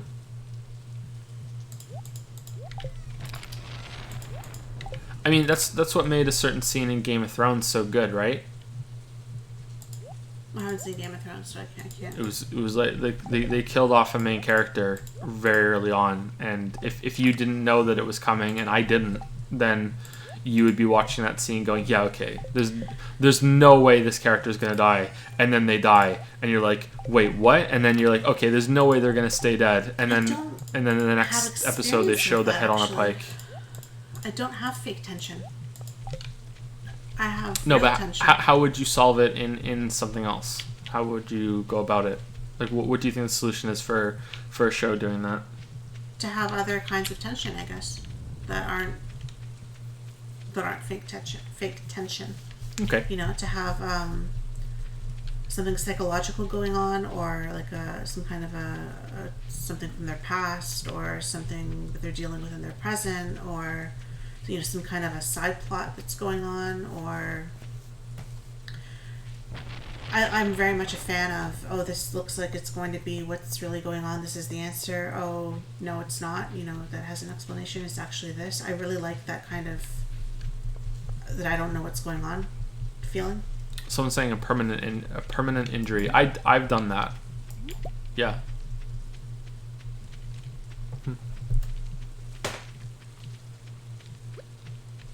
I've never written like a series, mine are just a novel. So yeah, so there's very real different. tension. Yeah. If the killer wants to kill you, they're gonna kill you. Like it's not like we're gonna do a fake out. It's Yeah. That's kind of where it gets close to the medium is the message. Where in a TV show, you want people to come back after the commercials are run, so you need to end each section of the show before the commercial break with something that's sort of like a mini cliffhanger or a really good moment to keep people on that channel when it's going to start back up again. But it's also when the medium can also get in the way of some things would frustrate me with books sometimes, that when you're reading a book, when you're close to the end. Mm-hmm. Like when you're watching a movie in a theater, the movie could be over in 70 minutes or it could be over in 2.5 hours. You know what I mean?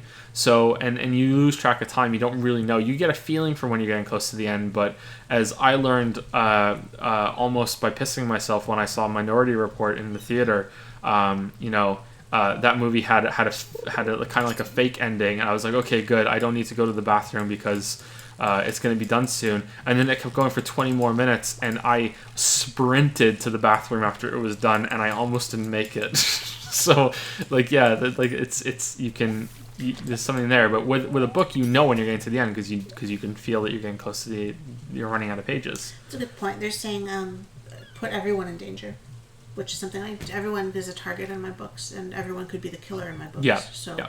There is that kind of tension. And you can't really do that with a long series, right? No. Yeah. I don't know. There is a temptation there sometimes. One of my series ends with it looks like a character is dead and it's a main character, and there's the plan that I had for the story was involve that character too much, and I couldn't make that character death stick. It wasn't a fake out. It wasn't cheaply done or anything. It's not confirmed until later on, and then it's like, okay, well, they're still alive. But after I was done writing that scene, I was really tempted to just be like, you know what? Maybe I should kill them. Maybe this should happen here. This makes sense. You know what I'm talking about, right? Yeah. This makes sense. It would be a good way to end this character's story, and maybe I could make it continue on without them. I'd have to change a lot of things, and in the end, I decided against it because I would have to change so many things that I didn't think the story could work, and a lot of what I had set up before would no longer make sense. But I was really, really tempted to go through with it, and I wonder if other writers feel like that too. They must, right? Yeah. I think so. I have a kind of tense moment like that in the last book I wrote in Stella. I can't tell you because you haven't gotten to that yet, but I will spoil it if I. But yeah, I have a moment like that. Don't spoil it. I had to be really careful with how I did it though, so that it didn't come across as being cheap or over the top or anything unnecessary. So hopefully I did it well enough that it is. I think it is, but that was. It's important to do it well or it comes across really badly. Someone is saying include a really long afterword by the author. Well, you joke, but I think that's where it's possibly... Well, there's two ways that ebooks are better than real books. Ebooks are better because they're better for the environment, and you can carry so many of them in one ebook instead of lugging around so many paper books, which we learned the hard way when we moved, how heavy they can be, right? Yeah. So it has some advantages, but the other advantage is that you don't have to waste paper and raise costs of things by adding a shit ton of blank space at the end of your ebook to throw people off like that. You could. I remember there was someone on YouTube that was doing that with StarCraft 2 matches. that they would upload them, and they would have so much blank space at the end that was just a black screen, so you wouldn't be able to tell. It'd be 30 minutes of black screen at the end of the match on the video, so you wouldn't be able to tell when it ended, because otherwise you would look at the duration and be like, oh, okay, well, I know when this is going to stop, and then that was there to fake you out. And I think that's important. I think that's something that more things should do, and that's, I think, another strength of video games, because video games don't really have a set time, do they? A movie is about 2 hours. A novel is about 400 pages. It varies, but it's about 400 pages. It's about 80,000 to 100,000 words. Even that's kind of long, actually. But video games can be anything. It can even be a boat. No, it's a stupid fucking reference. Yeah, they can be anything. Yeah. Someone's asked a few times about how you flesh out a story. Since we're talking about stories anyway. How you flesh out a story? Yeah, how would you flesh one out? That's a really, really broad question. That was all. It was a short question. Yeah, sorry, that might be a little too broad, and we do have to get back to the Patreon questions. If you're writing a novel, you want subplots. That's all I'm going to say. You want to have more than one thing going on at the same time. You want your characters to have separate lives and separate personalities and separate backstories, and all of that can help you flesh it out because they're their own people. It depends on your goals, right? I'm saying for a novel. I don't know. Yeah.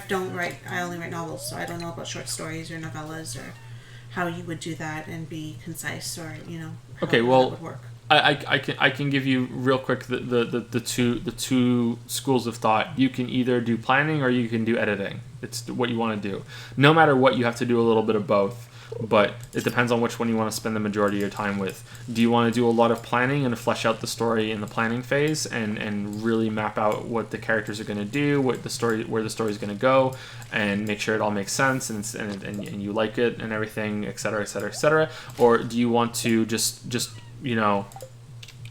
who gives a shit, balls to the wall, I'm going to write the story and enjoy writing it as a reader would reading it, and I get to discover the story through writing it, and then I'm going to edit it afterwards. I don't like doing that. That makes me really nervous because it usually leads to plot holes and inconsistencies. I do both. I prefer to do... Yeah, or you can be in the middle. Yeah, you can be a gray Jedi, and you can do both. But yeah, I like to know what's happening, and I like to know the ending, but I don't like to know every little detail that gets me there, because I have more fun if I don't know every little detail, and I get excited. And if I know every little detail, then I get bored because I know it already. So who cares? So you have to kind of find what works for you. But I do a lot of planning, and I do a lot of editing, and I do a lot of rewriting. So maybe if I did plan more, I would have less rewriting to do.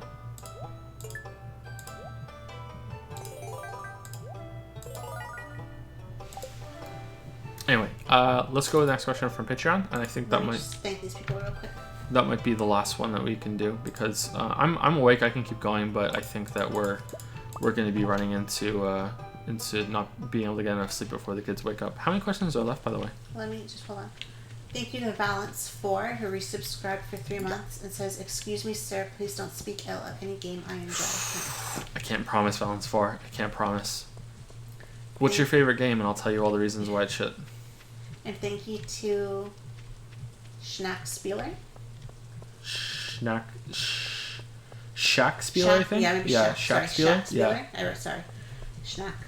Who resubscribed with Prime for 6 months and says, "Hey Joe, glad you're done with the video and are able to stream again. Just to let you know, your review of Dungeon Keeper was an inspiration to start development of a semi-cooperative board game with a similar theme. Evil is good." Oh, first of all, thank you for the sub and the kind words. I hope that goes well for you. Yeah, that sounds pretty good. We recently tried to get into board games, and unfortunately, there are only so many board games that are only for 2 players, and also we don't have any time to really go for them. But yeah, we didn't even open most. But what was the one that we liked? We liked Guillotine, right? Yeah, that was a card game though, more than a board game. But yeah, that was pretty good. But yeah, we like to joke that the reason why we had kids was so we would have more players to play Monopoly and Clue. But there's so many board games out there that you can play, and I would like to get into that with the kids as they get older.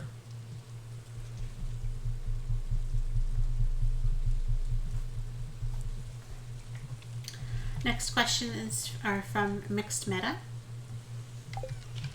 Hello, these are the first few questions I'll have asked in this kind of stream, so I'll try and think of good ones to ask.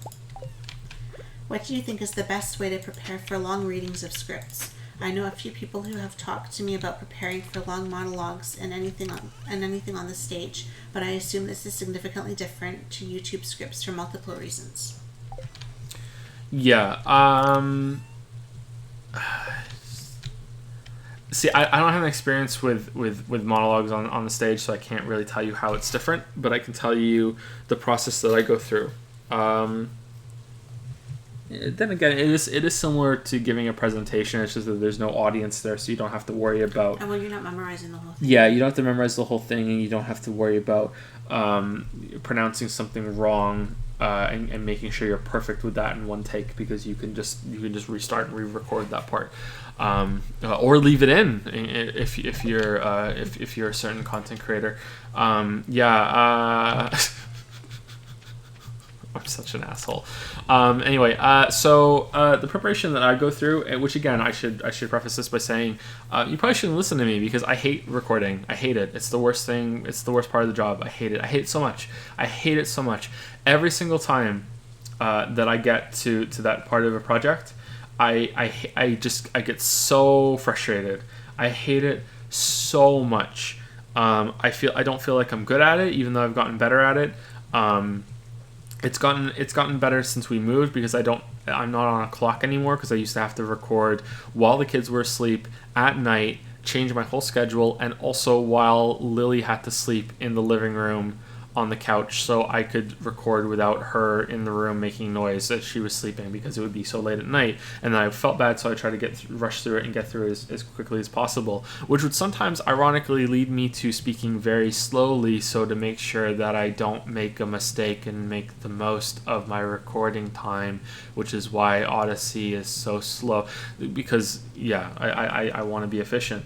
I think that the best thing that you can do is to read it aloud. You should read it aloud anyway as you're editing it, so that should be something that happens anyway. Read it aloud. So do a dry run that isn't even being recorded, and don't really care about when you stumble on that one. Care about when you stumble when you're editing, but when you're doing your practice run of reading the whole thing aloud, don't try and get it perfect. Just read aloud and just recognize where you stumble, and that's usually enough to get a good feel of where, how you're going to pronounce this thing, or when there's a string of certain sounds together that is very difficult to get right.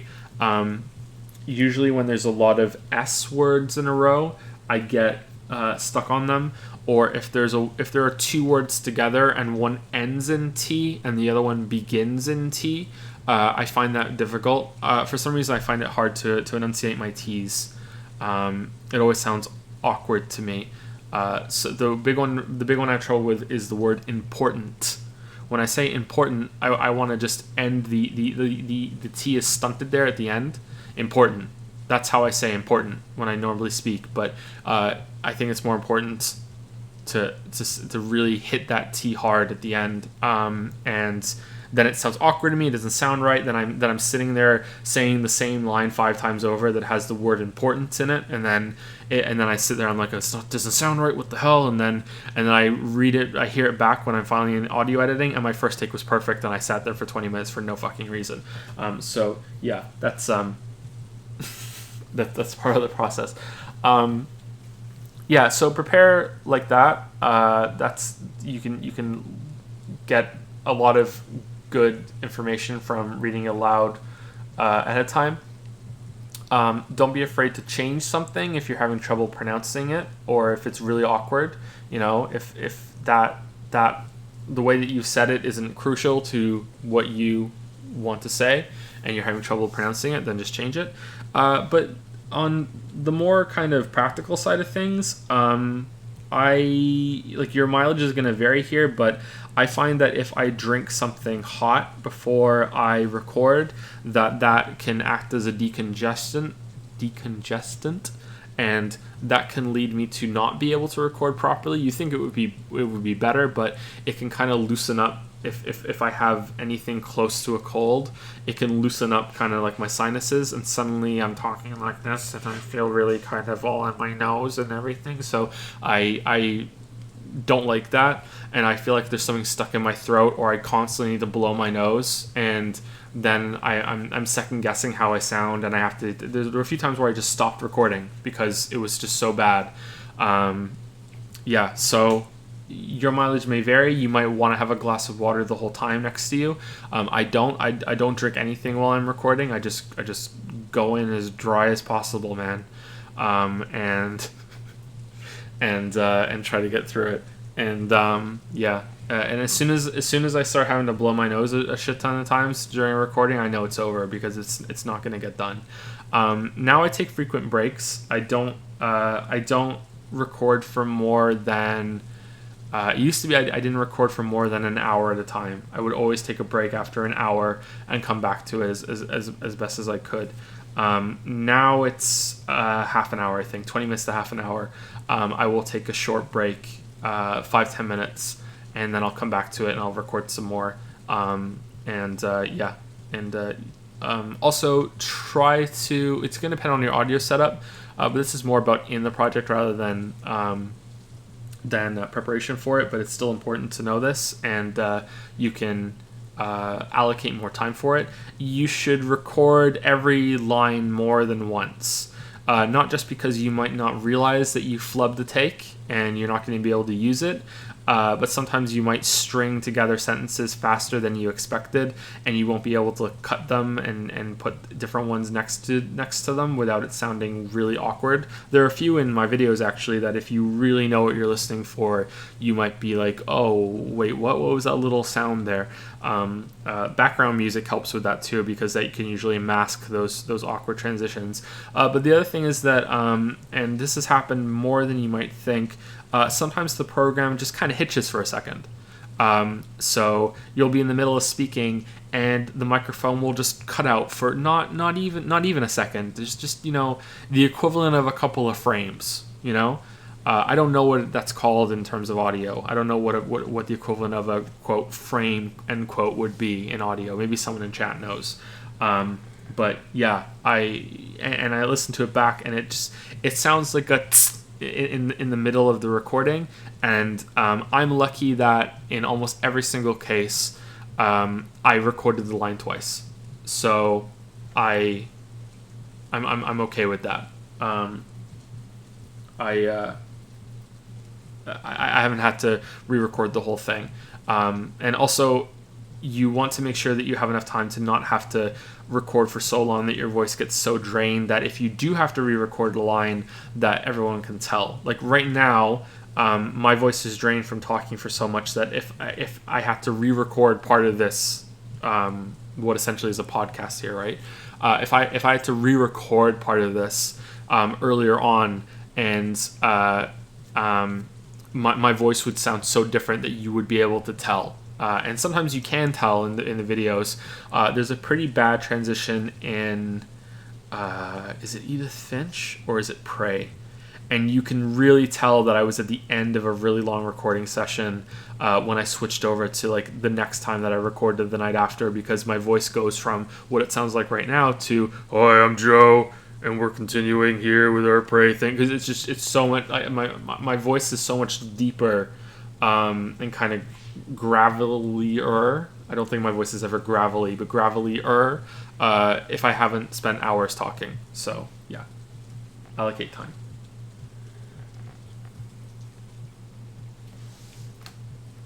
Audio frames are a thing. Are they really?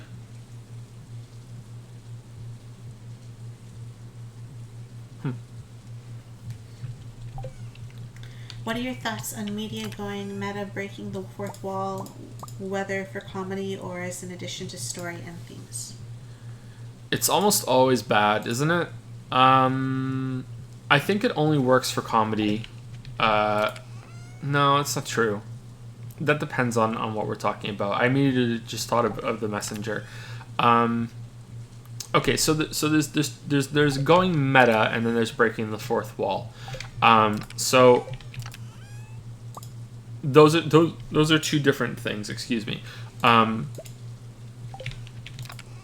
I think that breaking the fourth wall is only ever really good for comedy, but I have to ask, if you're in chat, or just ask chat, or just ask Lily, is a narrator breaking the fourth wall? So there's the narrator that is it Ryan Gosling in the movie that we watched like 2 years ago, The Big Short? Remember that movie with Steve Carell in it? And it's about the housing I think crash. he's in it. Ryan Gosling's in it, right? I think and he's in it. He's the narrator, right? But he's also a character in the movie, and every so often he will turn around, like he'll be sitting in a restaurant, and he'll turn around and he'll talk to the camera, right? Is that breaking the fourth wall? Because Edward Norton does that too in Fight Club. So does Brad Pitt. They will well, Edward Norton more than Brad Pitt, but Edward Norton will talk directly to you. Like he'll look at the camera and he'll talk to you. But it's I don't think it's ever in the middle of a scene. It's more of a, okay, these characters are now giving a presentation. Here we go. We're going to talk about this. So it could be just a different version of seeing their thoughts instead of breaking the fourth wall. I'm not sure if that's what it is or not. Every character breaks the fourth wall in The Big Short, not only the narrator. Do they really? Maybe I need to watch it again. Obviously, I don't remember it. It was good. It was good. Okay, House of Cards is better. Okay, House of Cards is better because that's not a narrator. Whereas I feel like it's more of a narrator in Big Short with Gosling, and arguably Edward Norton. But yeah, in House of Cards, it's definitely breaking the fourth wall. Okay, that's not a comedy, and that's really effective. But again, it's more like, for a moment, it's like, hey, I'm taking control of this story, and I'm gonna be the voice of it. So it's still breaking the fourth wall, but it's a different technique. It's done really well in House of Cards. Are we still allowed to like the early series of House of Cards? Is that allowed? Because they were pretty good. I really liked that show. Maybe we're not allowed to like it. Maybe it's shit. Rip House of Cards. I'm a big fan of it. I really like it when things go meta, and particularly because of Fight Club, because Fight Club was such an influential event, and I don't say that lightly. It was an event for me. Seeing that movie for the first time, and again, this ties back to why I am so against spoilers, because I had no idea what I was getting in for when I popped that DVD into the player. I think it was even, I put it into like a PlayStation 2 or something, and I watched it late at night before school, and I shouldn't have even been watching a movie at the time, and I just put it in and I was like, okay, I'll just watch the first fight scene, because I was like, okay, it's about boxing and that's it. It's going to be some dumb action movie. And I ended up on a school night just staying up until like so late watching this movie, just completely like jaw hanging off my face, like, oh my god, this movie is amazing. And ever since then, it's been very I'm very like drawn toward like meta stuff like that, and breaking the fourth wall and all that stuff, if we're going to classify it as that. And I think that's true. I think it's right. Yeah, I'm more settled on that now. But I think it's more effective in comedy. It's difficult to properly do and be serious, because it's destroying the sanctity of the story, right? But even Fight Club is a comedy. Like there's so much that's funny about Fight Club, and there are many ways where it's funny in House of Cards too, when Frank will look at the camera and just be kind of like, yeah, really, are you hearing this?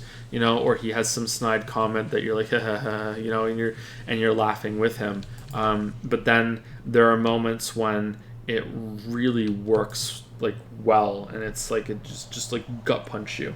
You know, it's really well done. I think that one of the best cases of meta was in Dundertale. That was really well done, and that wasn't used for comedic effect. That game is very funny, but that particular case of it was not used for comedic effect. The Messenger just used it definitely for comedy, and for nothing else, I don't think. And it worked really really well.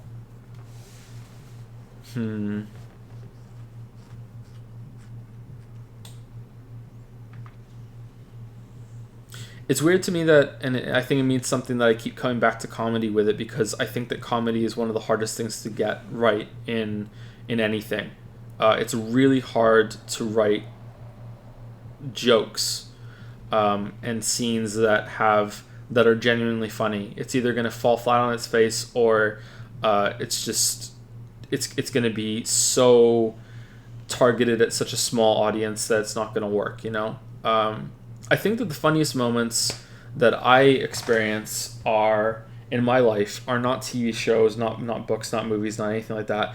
It's when you're with a group of friends or a group of people that you know, and you all develop your own kind of language, and you develop your own inside jokes, and there's like this ongoing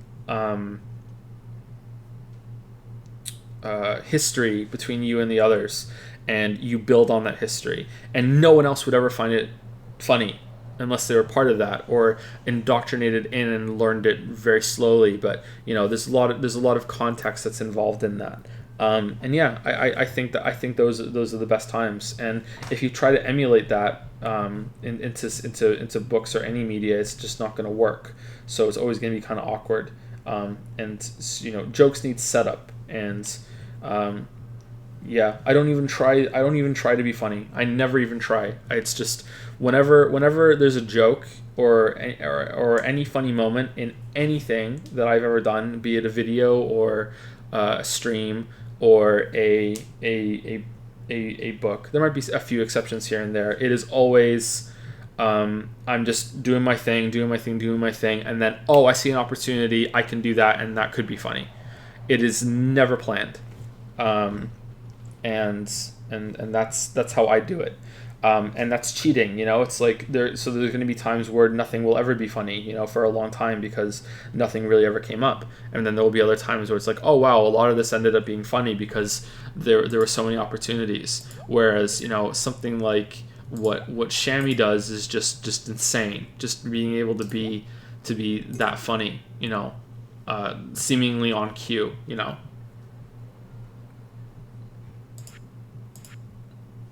It's really impressive. But yeah, so that makes me think that the breaking the fourth wall is the same kind of thing, because it just keeps coming back to, oh well, it's for humor. It's when something's funny. So that makes me think that it's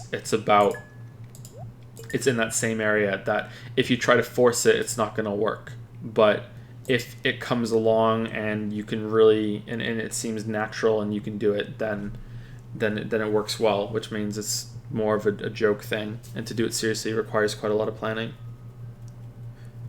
House of Cards based on a book, or is it just based on the British version?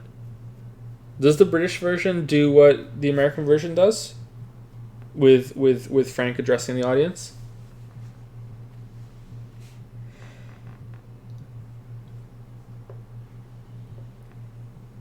I'd be curious if that was built on something that came before, or if it was deliberate. I feel like I've lost sight of the question. Can I see it? Hold on, I already left, because that was the last one. Oh, that was the last one? That was the last one, so I always move down because I'm always afraid I'm going to lose my spot. Okay. Oh wow, we have so many left.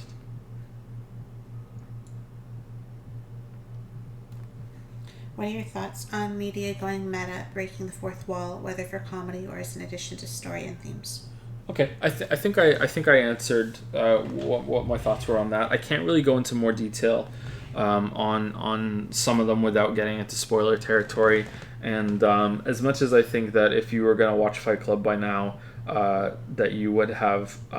There are other ones that I would like to get into that I think aren't fair to spoil without a big spoiler warning. Dundertale, House of Cards as well. Although we're not allowed to like it anymore, so who cares? Yeah.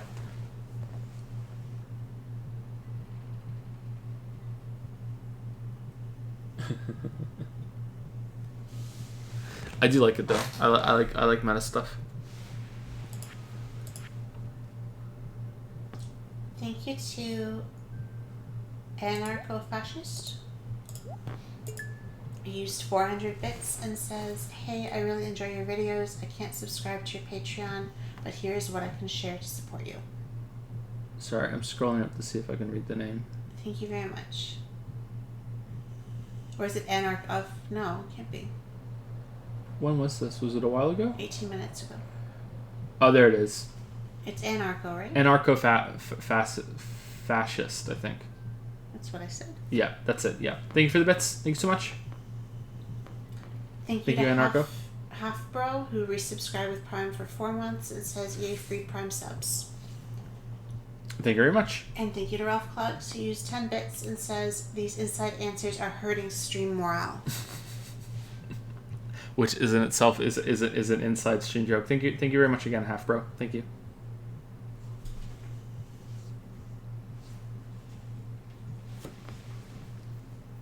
Should we do the next set of questions, or should we stop? It's like, I think it's 3:15. It's 3:15 in the morning, but we like, if at this pace we're going to be here for another 2 nights at least.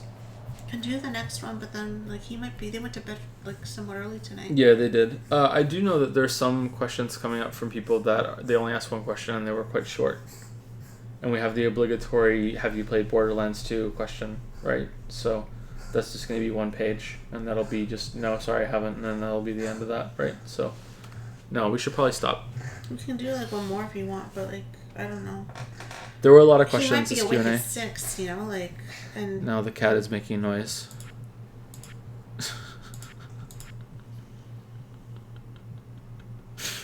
Is she okay?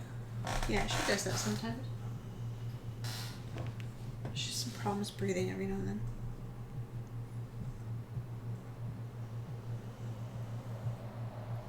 I wish there was like an autocomplete thing here that would draw from your chests as well.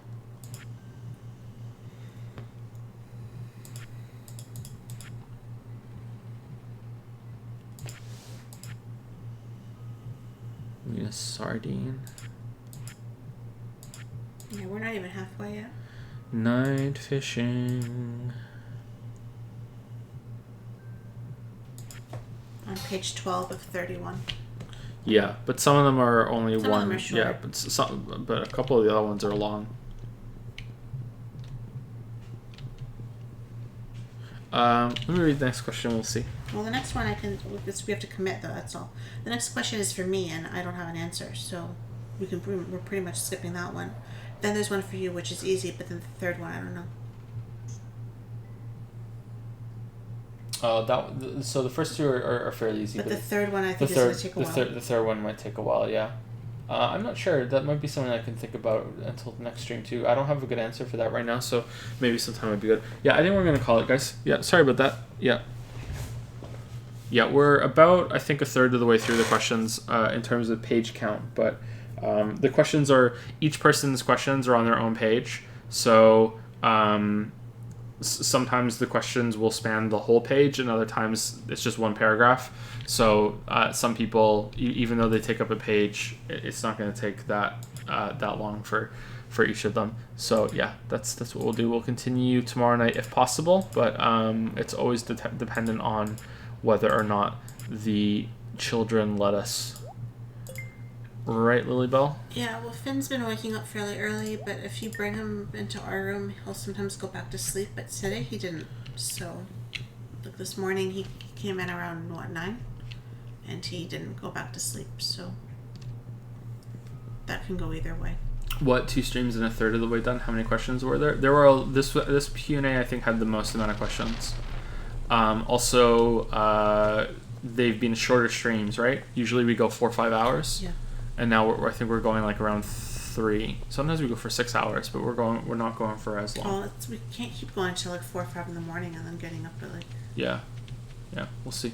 It's really hard, especially when it's multiple nights in a row like that. If we're not if we don't make a lot of progress through it tomorrow, then I'll have to do a solo stream in the middle of the day to get it done before Danganronpa, right? Yeah, that's okay. I can go. We can go through the questions and we can put all the Lily ones together, and then and I'll go solo during the day for that. Yeah. Anyway, thanks guys. We'll see you hopefully tomorrow night. If not, some other time in the very near future to continue this. We'll see you later. Good night. Good night.